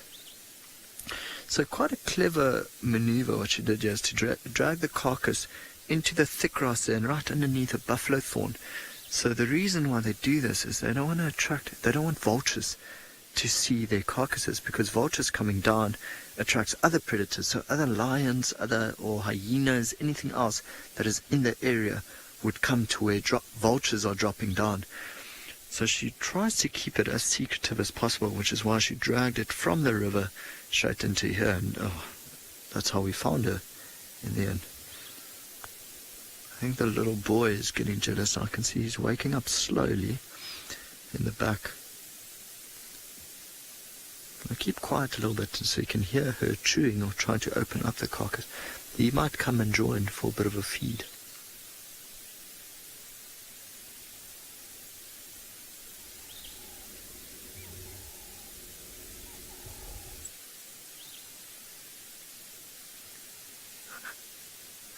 That's such a cute little thing.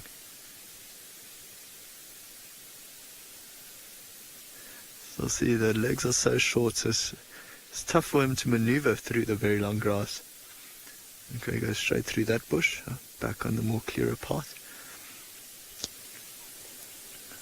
The little tip of the tail missing. Unmistakable tiny little boy. He's gonna pop up right next to Mom.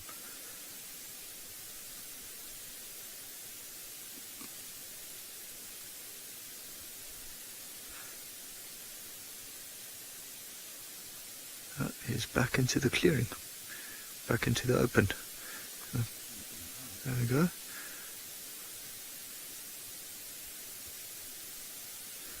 I think he'll be quite careful how he gets into this carcass, because the mom is feeding, and you know, even though it is his mother, she'll be rather aggressive. In the end, it is a lion on a carcass,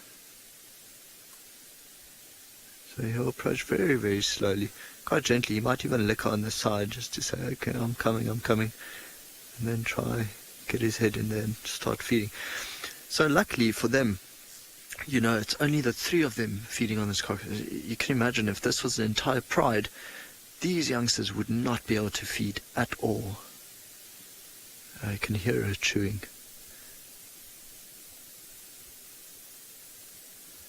So in a bit, I was talking to Sean and Odie a little bit earlier. Let's see if I reverse. We can have a better sort of view. I don't think we'll stay here for too long. You know, the sun has vanished behind some clouds, and it is getting quite cool. Oh, you can see the one youngster feeding actually right next to Mom.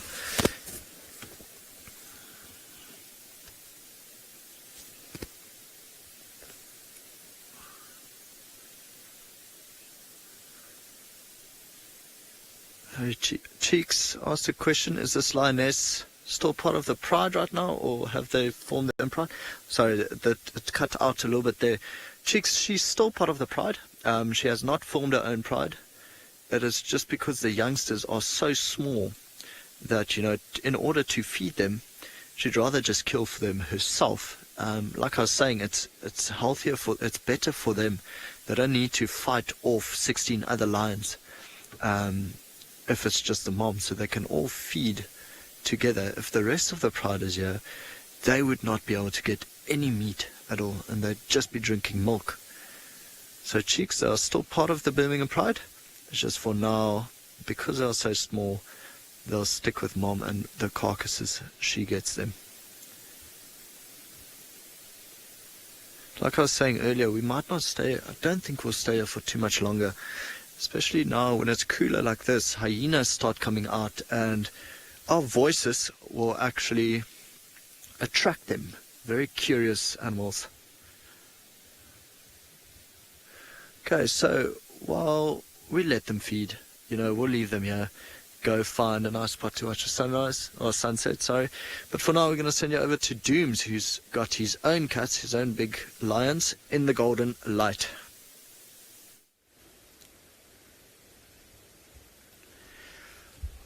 Welcome back, guys. As you can see, right towards this grass, you can see like a kind of golden color over there.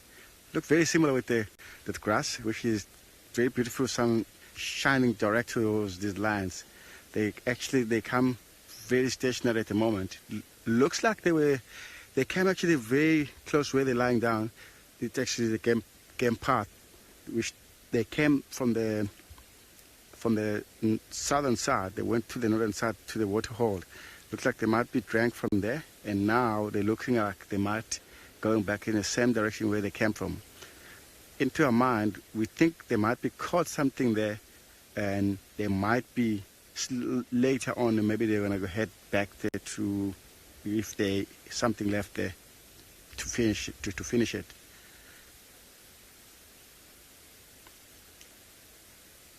As you can see, like the ears and the tails flicking, there's a lot of flies around here, and they're trying to disturb them because they're lying nice and flat. And actually, it's also very nice and cooler down, so they're not worrying about anything. We have a beautiful sunset coming along away, shining direct to us.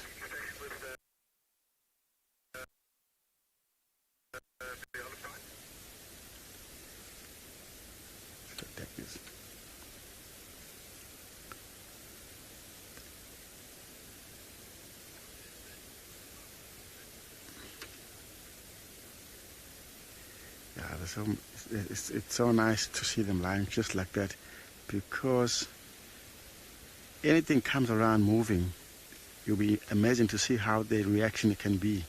Even like a bird flying, passing them, one moment they'll all will be up, checking out what's going on. Because the grass also helping them a lot if there's some movement coming along towards them, because it's no windy, it's very quiet. Evening tonight will be very nice for them. So we hope they're going to get up pretty soon to show us where they left whatever they caught.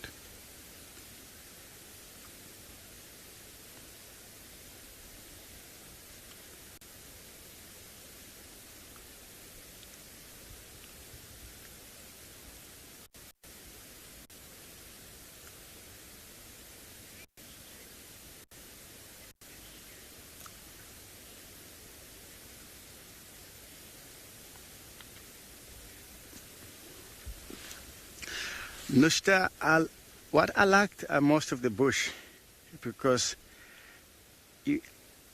everywhere you go, Nushta, you always find something different. Even small things, not only big animals, even like small creatures, they will be more interesting to watch. You will never believe. You'll never get bored into this place like this. That's what I like, Nushta, into the bush.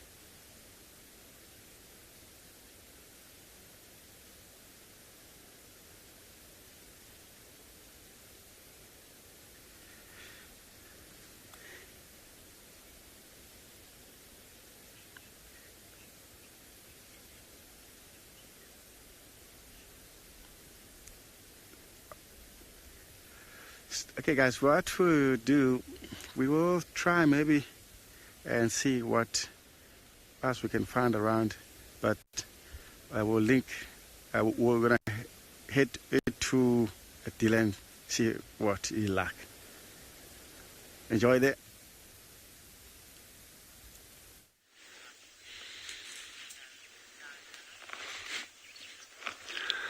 So, since everyone else is looking at cats, we are also looking at cats. They're just meerkats. And you can actually see the two ground squirrels straight behind them as well. So there's all four meerkats together and the two ground squirrels. Still no sign of the two outstanding members of this group, which are the other two sub-adults. Which is quite, it's quite concerning. But anyway, we'll give it a couple of days. You never know. I mean, they know these areas so well, where all the bolt holes are. So, maybe they've just gone down a bolt hole and they're hiding out for a while with that badger problem. There's a lot of social grooming going on there. I think especially now we're seeing this more than we've seen it at any time during this week. And this just may be kind of reaffirming those bonds after this whole incident has taken place. There is one little meerkat that's been sort of hanging around on the edges of this open clearing over here. It's definitely not from this group, and that's almost certainly a dispersal animal that's trying to join a group. So, and he can hang around for days and days and days, sometimes weeks before he actually gets accepted, or doesn't even get accepted at all into the group. And there's obviously a benefit, in terms of what the habitat can support. And at the moment, I'd assume there's a fair amount of food around, particularly in this area. There seems to be a lot of foraging activity here. So for them to accept another meerkat into their group, there's probably a big benefit there in terms of that added vigilance. And I think they've learned the lesson the hard way, if our worst fears are confirmed on the pups. But Jean, no, that's kind of our gut feel, I think. Yeah, but anyway, let's give it a week or so and see what happens.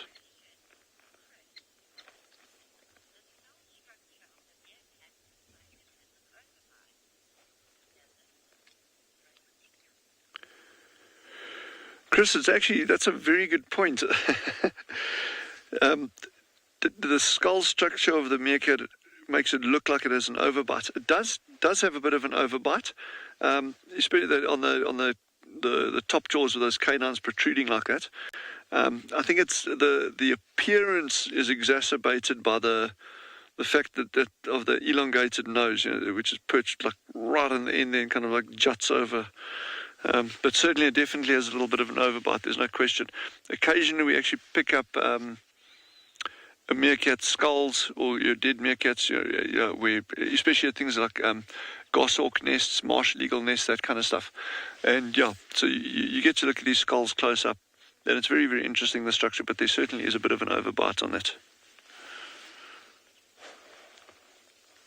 Okay, there's another squirrel coming in from the right.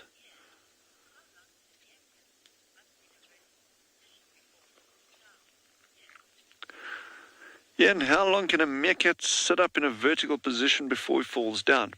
I don't have an answer for you because I've never sat and watched a meerkat long enough until he falls over. I really don't have an answer for that because, and I don't know if it's ever been tested as such, but I would assume that a meerkat probably sits down before it falls down. So it's adorable little, and you see, that's interesting to see that there's no active animosity between them and the squirrels. It's not like they like trying to evict the squirrels, or the squirrels are getting all upset because they, in fact, I think there's probably a huge advantage to both sides in terms of the added sets of eyes and ears around a burrow like this.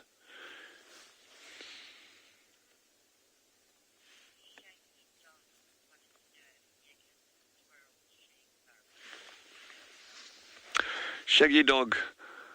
Do meerkats and squirrels share burrows? That leads me on to what I was just saying now about, or leads on from what I was just saying about the no animosity or no apparent animosity between them. So they'll share the same burrow system, but not the same actual holes at the burrow system. And some of you may recall at the island burrow system, I was saying that the surface area of the burrows was about 256 square meters. That was the whole area. We did a quick area calculation on a GPS with about 35 different burrow entrances. So within that, the squirrels could take over a couple of those, the actual holes, and the meerkats would take over the rest of the holes.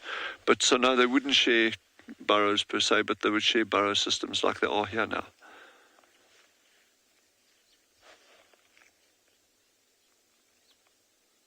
Beautiful light now, sure. It's getting softer and softer. It's getting a little bit cooler now. Yes, I'd love to know where those other two are. They're out there somewhere. Somewhere in the vast wilderness. Two lost, lonely meerkats wandering.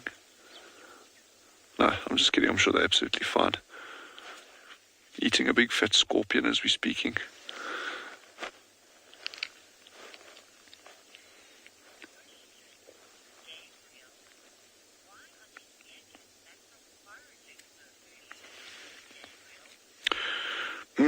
So Gabriel has just asked, why are these meerkats back from foraging so early? So that's $1 million question here, Gabriel, because we assume there was an incident at the old burrow system with honey badger. We don't know what the outcome of that is yet. It's kind of Jean and I are kind of like expecting the worst, but we can't be sure of that. But the fact that they moved down to this burrow system after an incident like that would mean that they would be on high alert. I know to outward appearances, they seem fairly relaxed and going about their normal routine. But remember, they're sitting at the burrows. So if a raptor or predator or anything rocked up, they can be down these burrows in, even that furthest one, maybe 2 seconds tops. So they're obviously going to be a little bit more relaxed around the burrows. But I think, to answer your question, that proximity to the burrows at this time of day is very telling. And earlier I was saying, well, it may have to do with, better quality. There's more vegetation here, so perhaps there may be more prey for them, so they don't have to go that far away from the burrows. But still, even then, it is very early for meerkats to be back at the burrows. It's certainly not unheard of. It's not like it's super unusual, like, wow, why are they here kind of thing. But just in light of the fact of what's taken place up at Island Burrow, I think Morsadi, this alpha female, I think she's kind of really just on super alert now and keeping the group close to these burrows.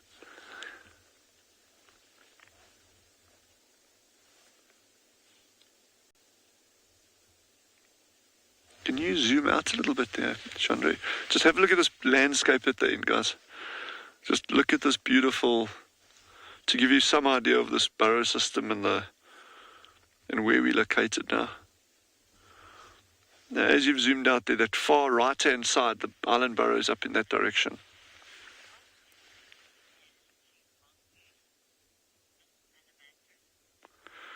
Miss Alamandra, absolutely. Meerkats are related to mongoose, but there's no interaction between the, like on Swallow, we've got different kinds of mongoose living here. Aside from meerkats, we've got slender mongoose, we've got yellow mongoose, we've got Cape Grey mongoose, but there's no negative interactions between them. You know, there'll obviously be a bit of competition because they're all going for insects and small vertebrates and that kind of stuff. So you'll get a little bit of interaction there, but otherwise there's no direct links between the different species.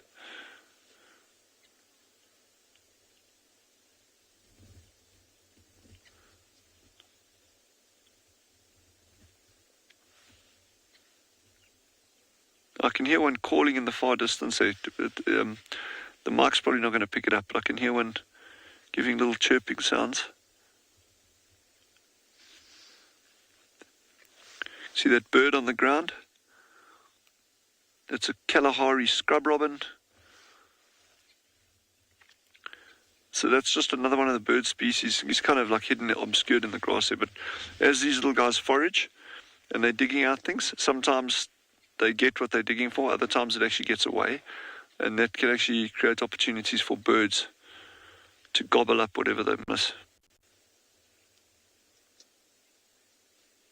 They're coming out on the right-hand side of that bush there.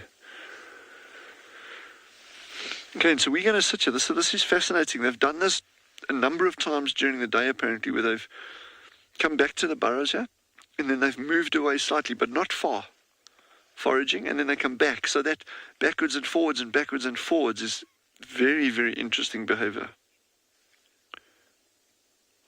Very, very interesting.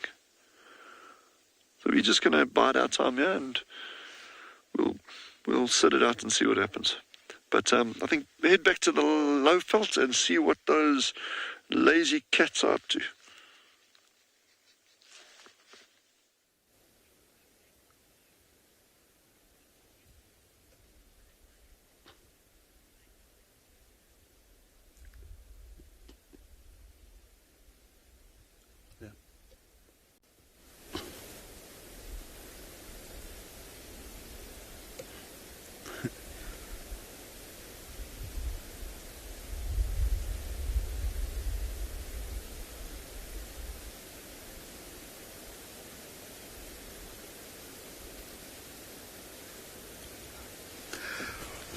Welcome back, guys. AG is still here, where with this pride line still lying flat, as you can see right over there.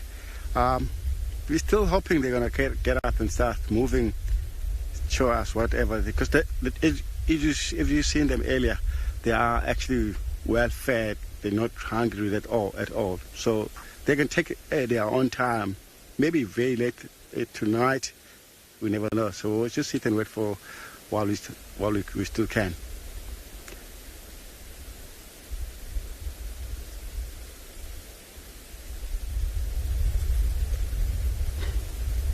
Look, one of the little cubs looking at us. Looks like he heard what I said.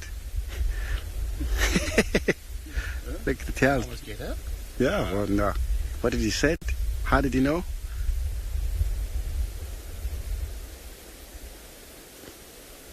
Yeah, it's amazing how all they're pecking at each other, like they're putting the legs on top of each other, even the tails right on top of the other one. Ah, look at the tail, it's just wagging over there. It just looks like a bird flying.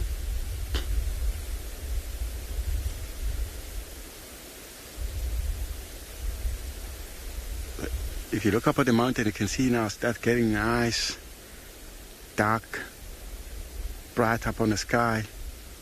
Which is amazing to see the sun going away from us.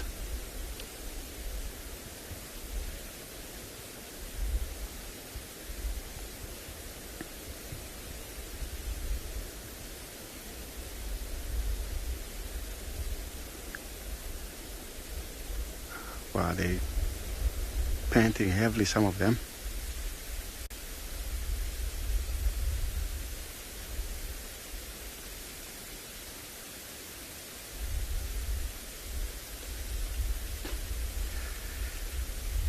Okay, guys, so let's head to Bijuma. They have giraffe over there. Enjoy that.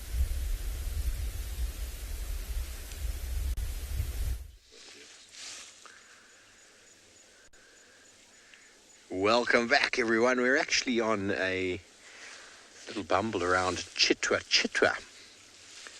We left the Umkuhumas, started getting a little bit busy there with other vehicles coming to the sighting, so we moved out and we found a wonderful little group of giraffe enjoying the open area here of Chitwa.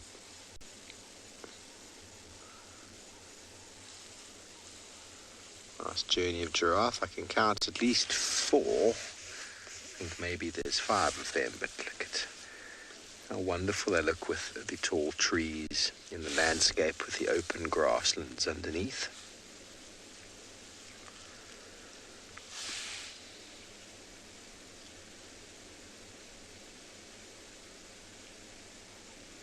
Giraffe for me are a very reliable indicator of a predator because they will just stare at it.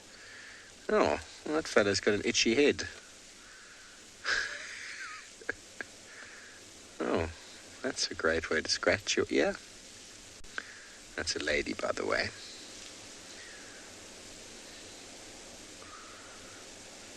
I've seen giraffes scratching their undercarriage with branches and trees, but I've never seen them scratching their face. There's some serious technique involved there.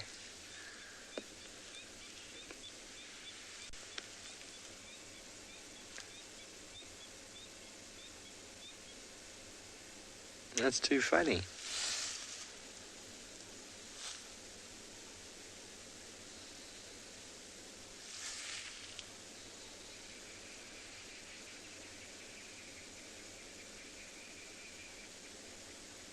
The other side. Oh no. All the way around. Such incredible creatures, the giraffe. I've said this many times before, but if you've ever been to South Africa and you spend some time at the international departures at the airport, you'll notice how many people buy these sort of wooden sculptures of giraffe. Now, definitely a favorite. On safari, it's the one animal people really want to see. Everybody talks about the big 5, of course, but where are the giraffe at? Something so spectacular about them. This big boy is busy chewing the cud. You'll notice now, just keep watching him. As soon as he stops chewing, watch the throat.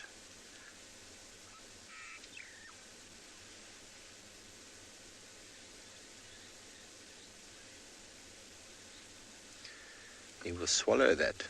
There we go. Swallow that bolus and down it goes and up it goes again. Shelley, what type of texture is a giraffe's fur? Well, to be honest with you, I've never actually touched a giraffe. But the fur is, the hair is pretty short. It's not long hair.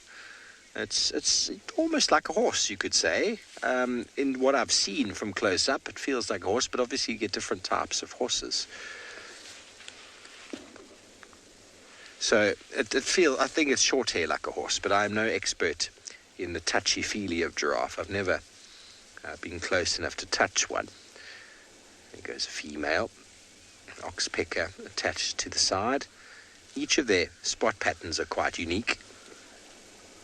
2 legs moving on each side as they walk, balanced by the neck held up at that 60-odd degree angle by a very powerful ligament running down their neck, attaching to their back. Keeps the neck upright without any muscle requirement. And whenever they bend down, they have to pull all the muscles in the neck to stretch that ligament. You'll see when they let go how it flicks up again. Can you imagine walking, holding your neck like that? It would be nearly impossible. Nearly impossible to do so. You'd get some serious aches and pains. She's going to hide behind the bush. Impalas are alarm calling. I'm going to go. Excuse me. Last thing about sitting and watching animals is when you hear alarm calls. Sure. Alarm calls of impala are normally quite reliable, although a lot of these other impala are not looking in that direction. You need to find the ones that are shouting. It's a kind of sound. It's coming from Mike's kitchen, which is where Chitwa Lodge has their bush braais, their bush dinners. Obviously no one's in the lodges at the moment.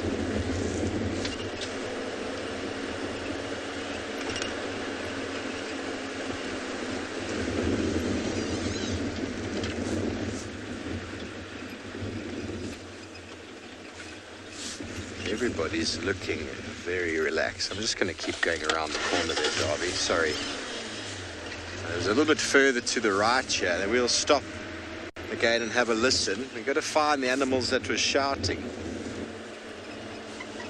Bear in mind, coming out of the rutting season with the impala, some of the males are still making those sounds, so it might even be some of that. We'll just stop and frame these impala up on the right here. And maybe they are looking very relaxed, aren't they? Okay, so don't forget, everybody, if you have the time and the inclination, please feel free to go to the link below and to support us so we can continue to bring you wild, wonderful images from the African wilderness, just like this.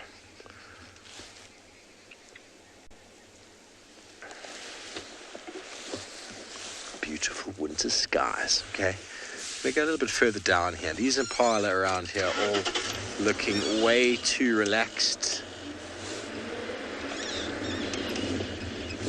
Maybe just on the other side of this bush we might see a different story. Just gonna coast down here and switch off. There's an impala.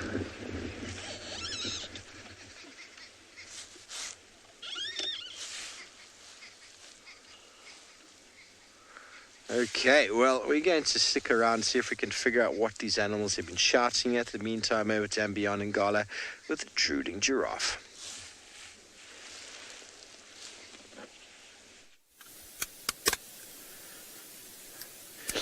So we wanted to come watch the sunset, and I was hoping for, I don't know, zebra or a wildebeest, or, you know, maybe a giraffe standing somewhere. And we got here, and this giraffe is actually sitting down with the perfect sunset right behind it. And when Odie zoomed in there, you could actually see the drool, you know, still shining in the light. But oh, what a perfect end to the day. We are actually, so it's only the one male here. There are 2 females and 1 baby that we can see so far. But we know in this area there should be 3 babies. So it's quite possible that, you know, it's just sitting down somewhere behind a tree. Oh, well, this one's running because the impala's running. So it spooked the 1 baby. But, I mean, you could not have asked for a better animal in the sunset. See how fluffy this one so is. Quite spooked by all the other animals. So the impala's running past, it made this one run actually towards us. Quite funny. But the sunset is phenomenal, and the clouds on the other side is just great, and really just a lovely end to our day, I must say. And what a spectacular day it has been. A lot of lions everywhere. Isn't that just magical?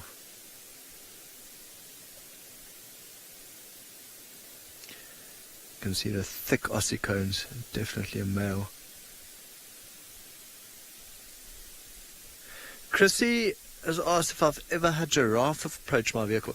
Chrissy, we had one, not aggressively, and the reason it actually came closer is it wanted to chew on a bone that was closer to our vehicle. So it came closer, and it must have been standing 5 meters away. And it really gives you a sense of how huge these animals are. I can tell you now, it's really the one animal. If you drive around and you come across a big male giraffe close to you, you actually do feel like you are in the Jurassic Park.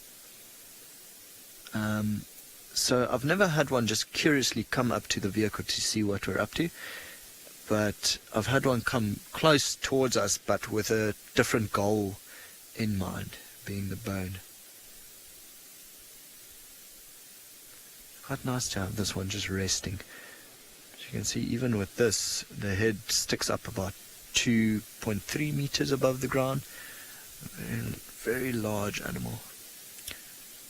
A lot of drool coming out the mouth there. I always say if I had to be an impala or a zebra or something out here, I would try to be best friends with a giraffe. Because even lying down, you can see way further than any of us. So imagine standing up. I don't think they miss anything.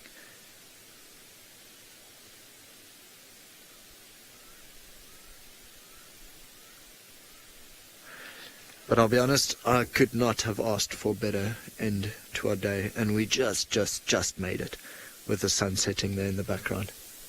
Just moved a lot further north now, coming into winter, just to set over the Drakensberg Mountains. Alrighty, so we're still going to sit here a while, just enjoy the sunset, and I think move on a little bit further. But for now, I'm going to send you to Taylor on the Pridelands with hyenas on a carcass. You want to talk to me, Rebecca? They're coming to us. Hi everybody, welcome. We're at the hyena den here at Pridelands. We are here, which is very exciting. Now we've got another little hyena that's joined, so I wanted to update you. We've now seen 5 cubs in total at the den, which is really awesome. Now they're all slightly different ages, but the smallest one is the one on the top left. You can see just smelling the leaves right now. Now that one can't be much older than 3 months or so, maybe 4 months old. It's still quite dark in color. Here you go. It's just starting to get a little bit fluffy, not wanting to hang around with the other ones. Off it goes back down into the den. But these 3 that we've got out and about are slightly more relaxed and actually approaching the car. Look at this one with dark feet. Oh my gosh, there's actually a whole bunch of hyenas here. And maybe there's going to be more than 5 cubs at this den. And the 2 at the back, the 2 older ones that you can see, they're eating the remains of a warthog. If you look closely, you'll be able to see the tusks. So this looks like the bottom. It looks like maybe the top half of the skull that you can see there, where the tusks come out.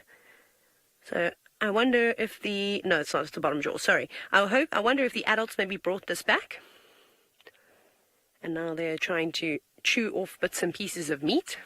But I don't know how much is actually on there. And even though hyenas have got very powerful jaws, these little ones haven't quite got the bite force of an adult just yet. I feel like these cubs that we're looking at are not the same ones that we've been seeing, Hecha. The other ones were much bigger. So this 1, 2, 3, 4, and then plus the other one that's run into the den, I think are different individuals. Because the ones that we've been seeing quite regularly have been much taller than this. So it's quite fascinating. Perhaps this clan here at Pridelands is rather large. I mean, we hear enough hyenas at night time, and we see lots of their tracks, and I don't think that there's necessarily 2 or 3 clans around here. I think it's potentially all just one group of hyenas. So this is all very exciting. I've been trying to take some photos as also that we can try and ID and get some good shots, so you can do the same. You can take your screenshots. Remember to hashtag WildEarth so we can all see them if you are going to be using Twitter and those kinds of things.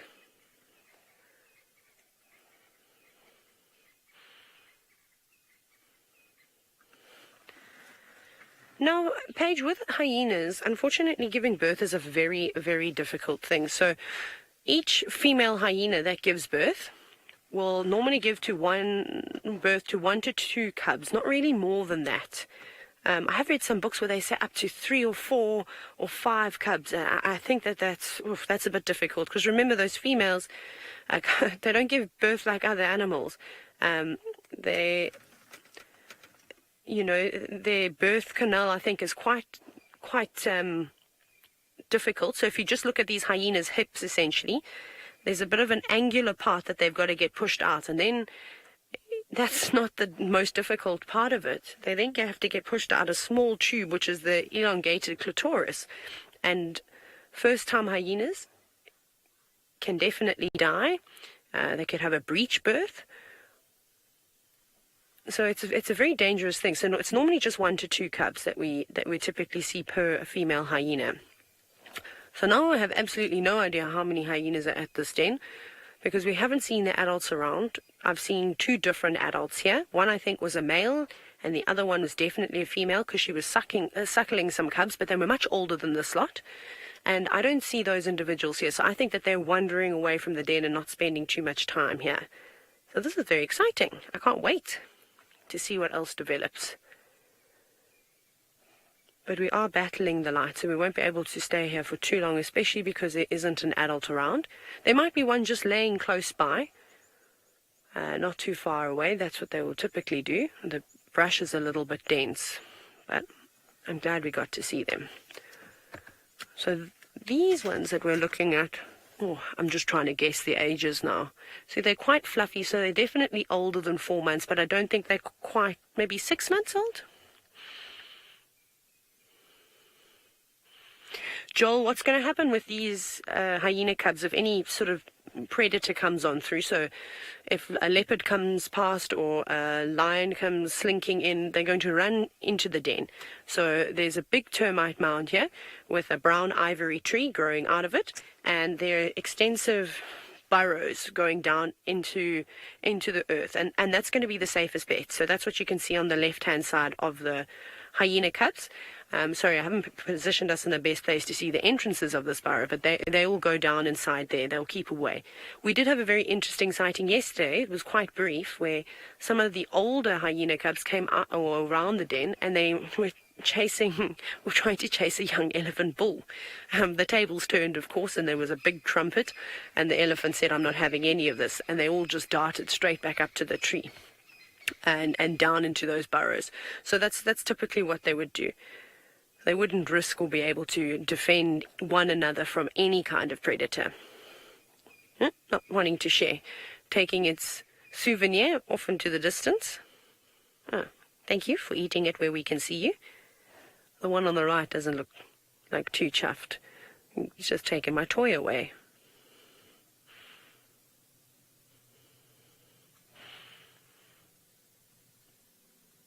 This is so lovely, though. I love their little black feet. Especially on this lot. Down they go. Goodness, so I'm going to go through all my photos at some point and have a look at those older cubs that we've been seeing, because there were definitely 4 that are much older than 7 months. But this lot is slightly younger. So it becomes quite difficult. I could be mistaken, but I'm going to show some of these pictures to my friends who studied hyenas up in East Africa, and I'm sure that they'll be willing to help me with aging them. But when I showed them the pictures of the 4 that we initially started seeing around the den, they suggested that they were a little bit older. But yeah, like I said, these are not the same ones. I'm so excited. We have a huge clan now. Now all that needs to happen, which would be ideal, is that if we could have, I know this might not sound very nice, but if something like a giraffe or, died on the property, for example, that would be a great thing for the hyenas to feed off of. I mean, maybe the lions come here too, but if we could get a big carcass and the whole clan could come and feed, then we'd get a much better indication of what's actually going on.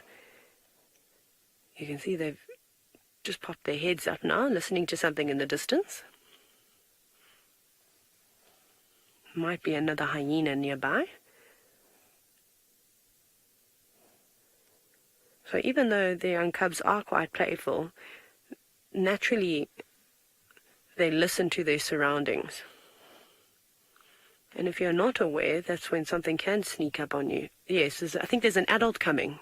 At the back, that's what they're looking at. There's another hyena on its way in. You can see them all walking in the distance. So we'll just sit here, and hopefully that individual comes on through.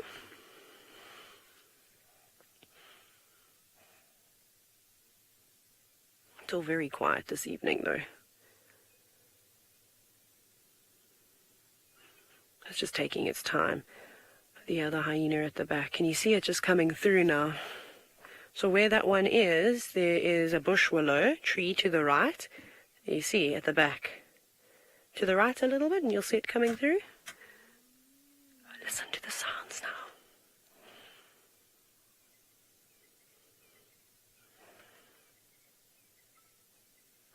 There, they're going up to that hyena. I can't see if it's an adult just yet. Please come out and around so we can see you nicely. I'm not going to move the vehicle too much now, just because these little ones are still getting used to the car.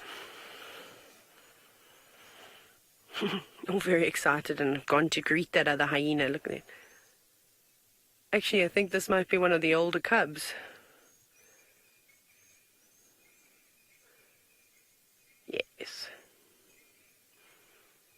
Hello. It's just behind the bushes. It should pop out in a moment. So these are the ones that we've been seeing. And hopefully we'll be able to see the size difference quite nicely. Off it goes. Bye. So that one is not an adult at the back.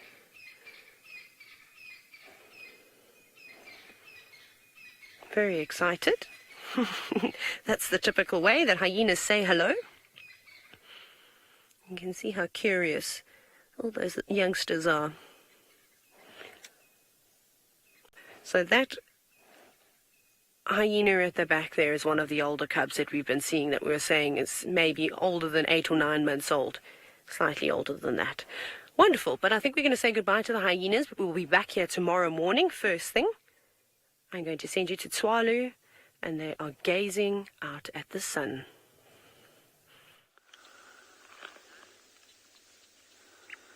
So I'm so chuffed. It sounds like Taylor and them have been having some amazing hyena viewing down there. So what's happened here, and again unusually so, the whole group is here. They left foraging, and now they're coming back again. So we're not going to move. We're just going to sit here and see what happens. I really think this alpha female Mosadi, I think she's trying to find out where the rest of her group is, or that there's at least 2 missing. Look at them coming in that light. Oh my word, that is beautiful.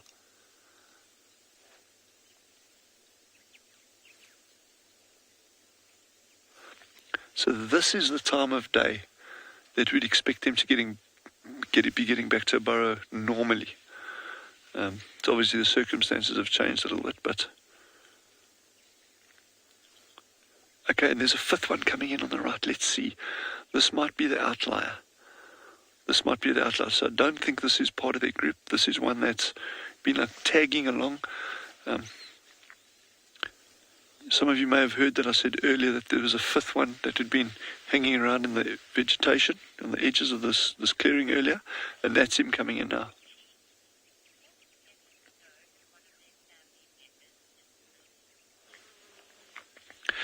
Cheek, great question. How do meerkats know if one of their group members is missing? Well, I think it would be pretty much the same as us. I mean, you get to recognize people, and also with them. I mean, smell is a very, very, very important thing. So, but why? And to some, that question would sound dead obvious. Well, it's obvious how they know someone's missing.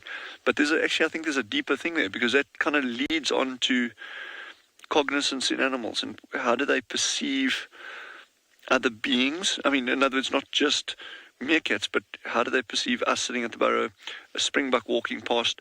Do they recognize it? Oh, there's an antelope. And do they recognize individuals? That little outlier meerkat coming in now, do they recognize him and say, well, okay, yeah, he's a meerkat, we know, but we know him, he's from that group. So it's actually a very good question that, how do they know one of their groups missing? So it'll obviously be actual physical, visual recognition. There'll be a scent thing involved there as well. So this little one coming here, this is going to be very interesting, is we've just seen Mosadi and her group go down us. It's unlikely that they'll come out. They might pop out very, very briefly and go back. But they've pretty much gone to bed for the night now, so I'm glad we have that. So this lone one that's coming in now, he obviously doesn't want to spend time by himself. So he's going to probably, if he doesn't go into the same burrow, which I doubt whether he will, he'll probably go down into one of these burrows very, very close by. At least he's got the security of a big burrow system over here. There's multiple entrances. There's some ground squirrels sleeping there. There's other meerkats around. So this is really... You see, immediately that one came out, he ran off. Did that look like a pug? So there's a funny little meerkat that rocked up the other day that we've nicknamed pug or pugly. We don't know where he's from or what group he's from, but he's now sitting there in the distance, so I'll have to have a closer look. We asked Rebecca, the meerkat habitué, about it. Well, she also wasn't sure where he's from, because remember, we've got so many different meerkat clans here. I mean, and we only keep a close eye on a very small number of them, 3 to be exact. So there's hundreds and hundreds of other meerkat colonies, and you get little animals dispersing all the time. So shame on it, but I feel for those little ones. It's a big world to be in by yourself.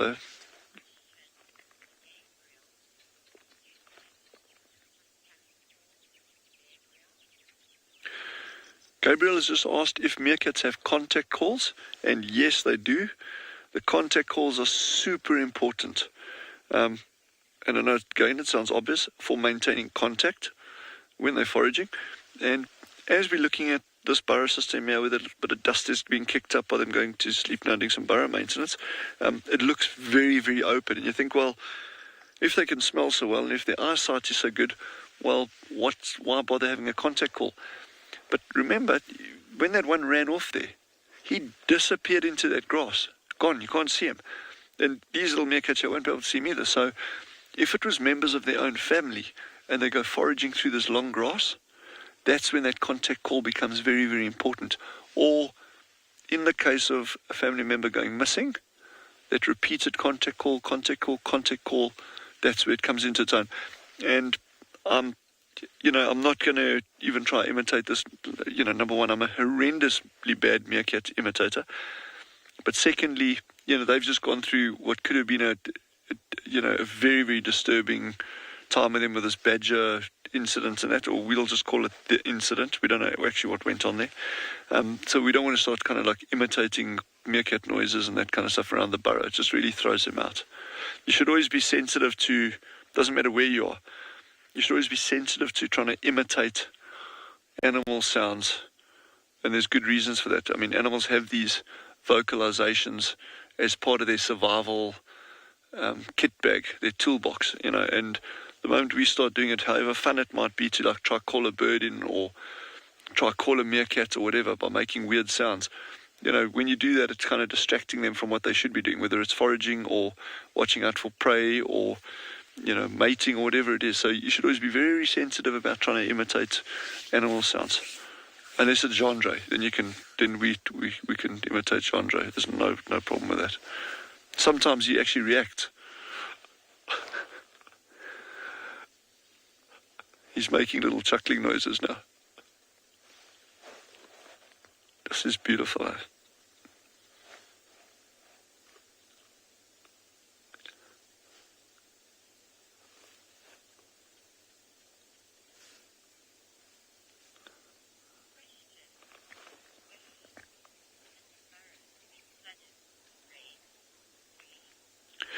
Willie, I'm so pleased. We're getting asked such good questions this afternoon. So that's another interesting point, and a very valid one. Willie has just asked, can these burrows get flooded with water? Yes and no. That burrow system called Island Burrow that we were at, remember it was kind of in that very soft sand. You got a nice idea of that over the past week that we spent up there.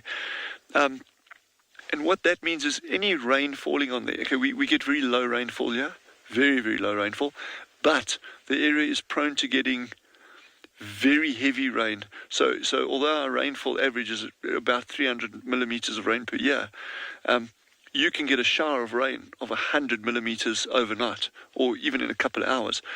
So those burrows can flood, but the water drains away exceptionally quickly. These burrows here, it's not too bad. They're on a slight mound over here, but you get some burrows that are in the valley bottoms where there's a higher clay content. So what happens with that clay content, it actually traps the water and it doesn't drain away very fast. And those burrows will be a lot more prone to flooding than these ones. We've got the most gorgeous little animal that lives here, and we would be extremely lucky to see it, called the Damaraland mole rat. It looks like a little mole, this beautiful grey animal, about half the length of your hand.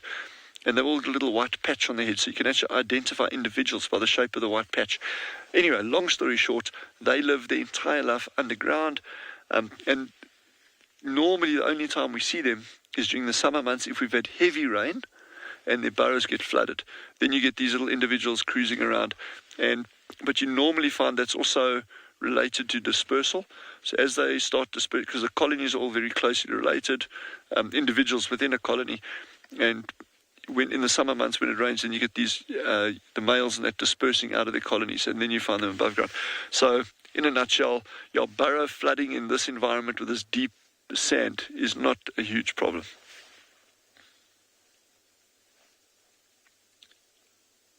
Great questions. I'm really enjoying that.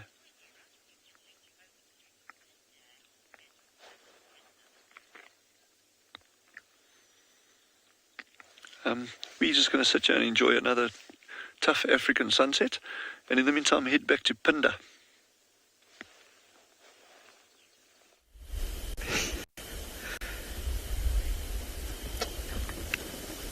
Welcome back, guys.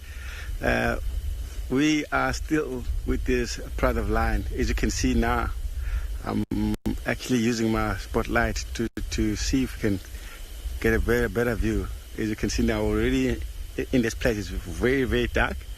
So we were still hoping they'll get up and show us where they left the carcass, because they behave what they did. It's shown us that it must be left something where they came from, because they're going, look like they were on their way back again. Suddenly they decided to lie down here, trying to confusing us, let us to give up from them. So let's hope you enjoy, guys. We'll just wait and see what's going to happen. Never say never.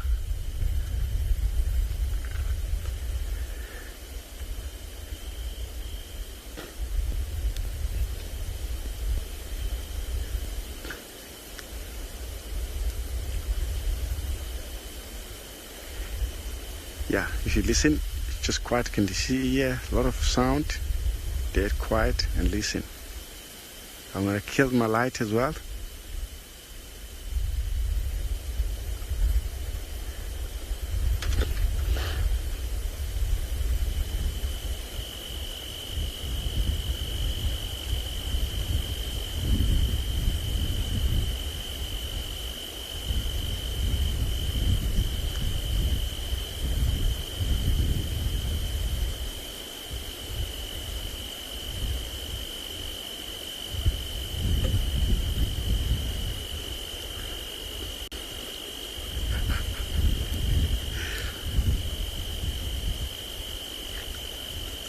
How amazing if you look on top of this mountain with it dead quiet as well.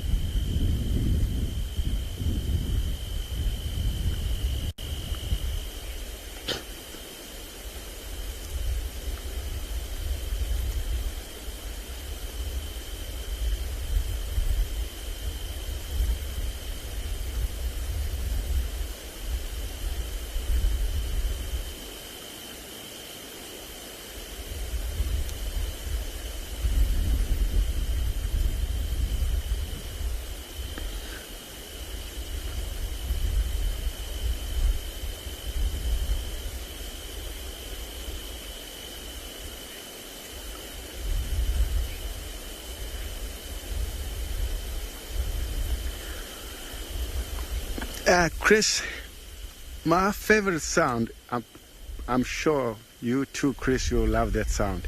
If you could be able to hear that a male lion roar overnight. That's the amazing call. Everyone, I'm sure everyone will love that sound. This is my best call in the bush. I quite like the fiery night shot. Oh yeah, that's so cool. Different sound.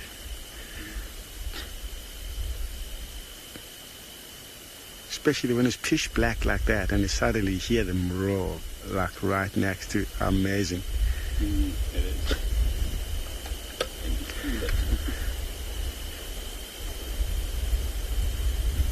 You can hear them. Let me try and see what they're Oh, see, they're all up now. Look, one starts sneezing and it's all suddenly, gets up, back again.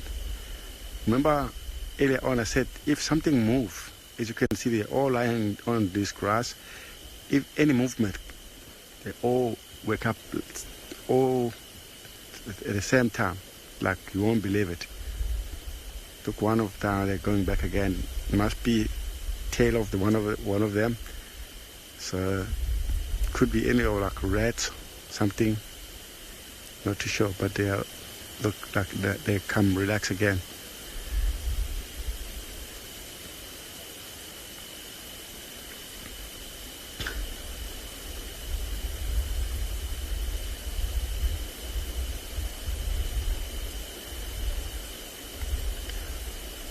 Looks like they're all going back again to lie flat again. As they lying down again, we'll just send you to the Sabi Sand for the sunset. Just enjoy there. Our sunset is gone now.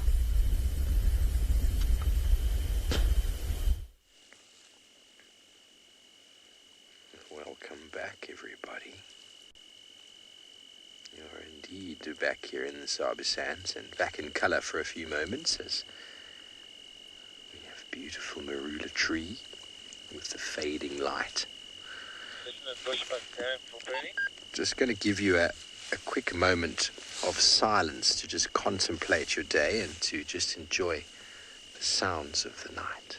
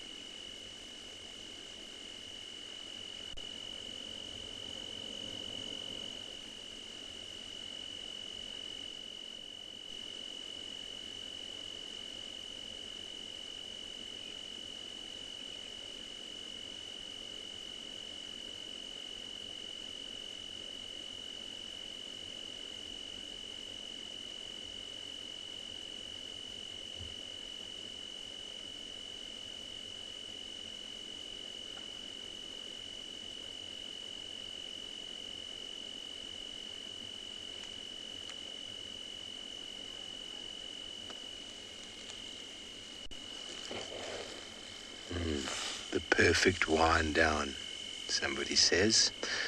Indeed, indeed. Well, from our glorious sunset, let's send you over to Tswalu Kalahari, who's still got some active residents.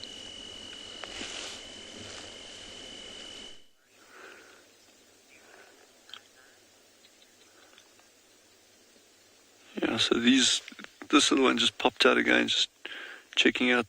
There was a jackal that trotted past in the distance, and there was a bit of kind of concern there, but then the others went back to bed very, very quickly.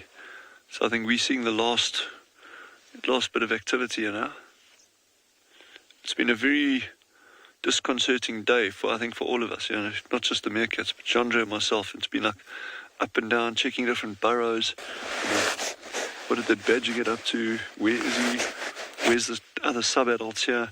The meerkats are obviously really concerned. They brand new burrow system now. They leave, they come back, they leave, they come back. It's everything's on edge now. So it'll be really interesting to just follow this as it develops over the coming days. And but this is nature. Badgers eat meerkats, and eagles eat meerkats, and other things eat eagles, and this is just the way it is. It's all part of that bigger system, or the circle of life, Lion King style. And there's no right or wrong there. It's not. We can feel bad for a meerkat if something happens to it, but the other things also have to eat. So. But still very alert, Just making sure everything is good, there's no danger before going to bed.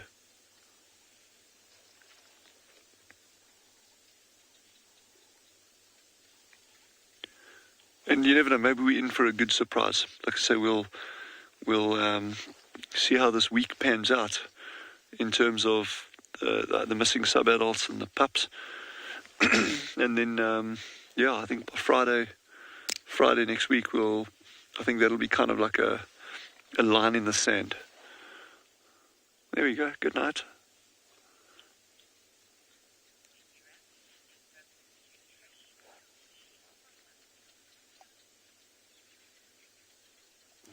Yeah, so we're going to let these guys settle down for the night. I hope they get a good rest. And, we're going to head over to Trish, who's busy spotlighting, see what they can find.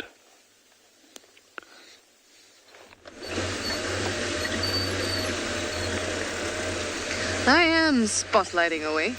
Ooh. I found myself a scrub here. Oh, we're going to infrared in 3, 2, 1. Ta-da! And the scrub hair has now hopped away. But let's see if we can catch up with it. Now, I'm near Gallego Pan. And I heard some elephants around this area, but I primarily was checking. There we go. Oh, hopped away again. It's a bit of a windy road, so once the bend comes around, we have to go forward again. Where have you gone? So primarily I was looking, of course, for some leopards. I say leopards because I'm hopeful.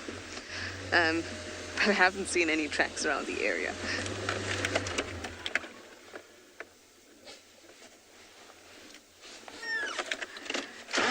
The scrub hare is playing hard to get with me. There was a time where I used to prioritize scrub hares towards the end of the night. And obviously,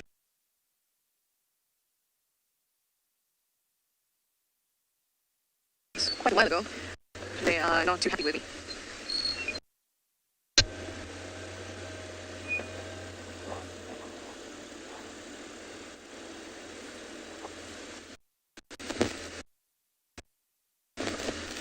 There you're back.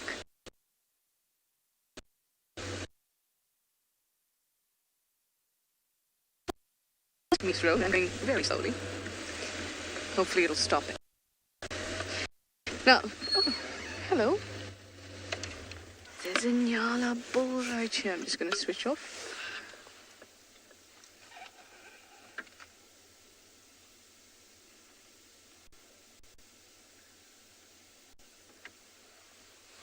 And our scrub hare is now still on the road. Nope.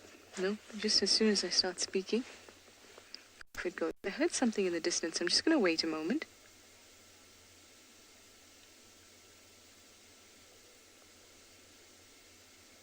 I was either hearing the elephants Yep, I can hear the elephants. I'm going to try and get to them. So I'm going to send you over to Steve in the meantime while we turn around.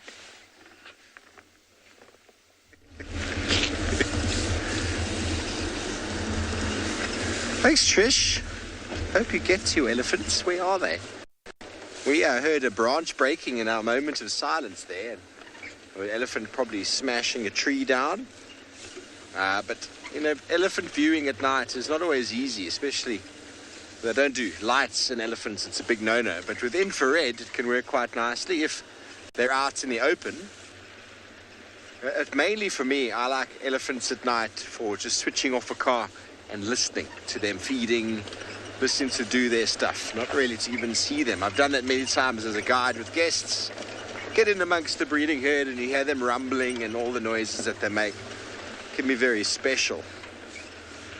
Very, very special.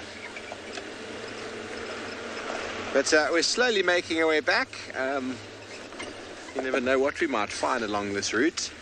This is the sort of area Tundi's been spending a lot of her time in. So there might be opportunity to just bump her on the road. Obviously, there would be no viewing of her cub after dark, so I doubt she would be moving her cub after dark. It's possible. It's somewhere just over here. Those are the last tracks were. But the dual purpose of driving here now, because I'm going to know I've driven here. Now, I'm looking for tracks at the same time. And there's none at the moment, but if I come here in the morning and I find tracks, well then, we can work out a time frame. A lot of people ask, how can you tell how fresh tracks are? Well, it's difficult. But if you know for a fact that you drove here at 6, what's the time? At 5:52, and I find tracks tomorrow at 6:32, then at least I know that those tracks happened between those times. I might not know exactly the time, but they'll be on top of mine, which means it was last night. And then you can gauge it by looking at other activity. Hippos, for example, are quite late night walkers. Civets and genets also quite late night. So if the track of the leopard is on top of those, then you can assume that the leopard was walking quite early in the morning. These are sort of tricks that you go for and work with. Some nocturnal bird tracks as well.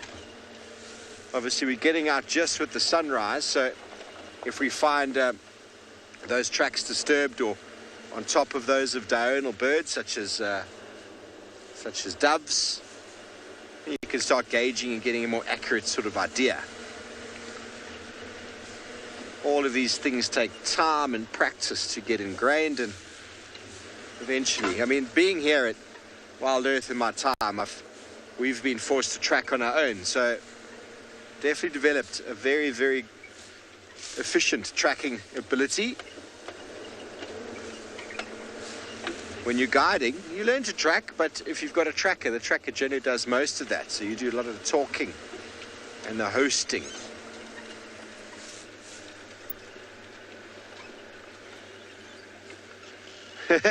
Hello, Joy from Hong Kong. How are you? You want to know about the mating leopard triangle? Any news?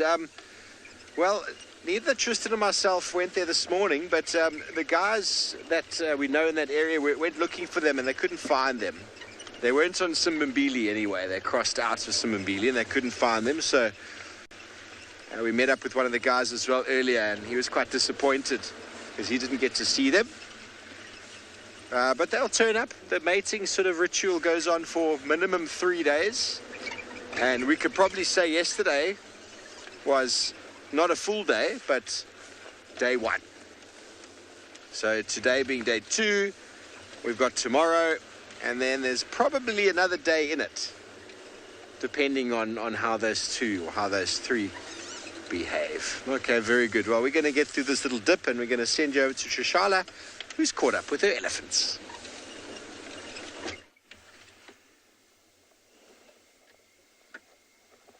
Our patience paid off. We decided to turn around rather at the pan instead of where we were when I actually said bye to you in that segment. And then the elephants walked right by the pan.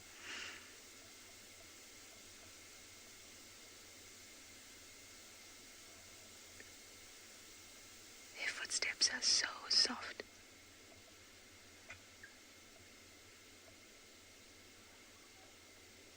there you go. Let's see if we can catch them again on the road.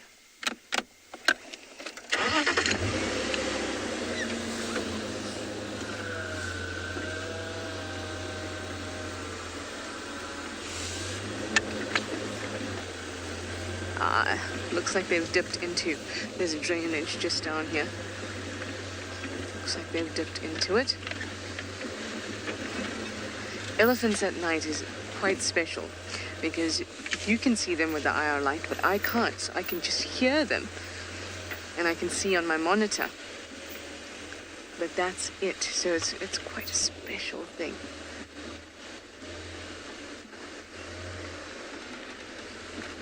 No, they seem to have dipped into this.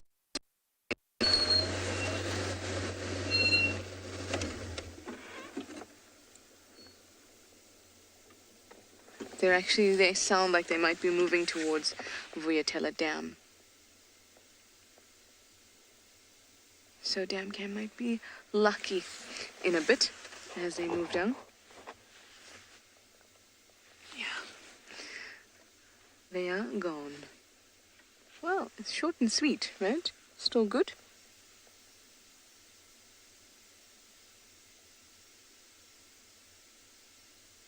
Just listening out if I can hear anything, but nothing just yet.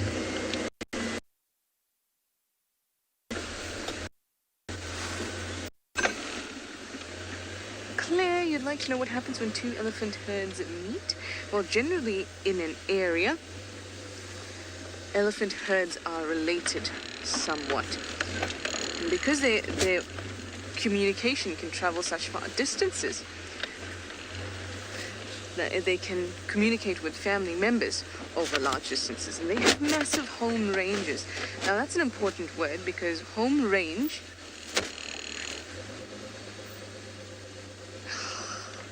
the scrub hairs are just getting me today. Home range means it's a space where the animal roams. There we go. And it is not defended. So territory would be an area that's defended. So you would imagine if elephants had a territory, then they would defend that territory against other elephants, but they don't. They have home ranges. Can you see that little scrub hair there? So since they don't have territories that they'll defend, when different herds come together or they meet, they don't clash. They don't feel the need to fight because they're not territorial. I'm hoping we can get a final glimpse of either our scrubby friend who has just bolted over there. Well, what we do have is a nice view of the Southern Cross. And I believe that there is the moon rising at, what time did they say, BK? Sometime tonight, 6 something. There'll be a beautiful moonrise. Anyway, guys, I hope that you have enjoyed our time today, this afternoon. Thanks for your questions and your comments. We'll see you in the morning. Bye for now.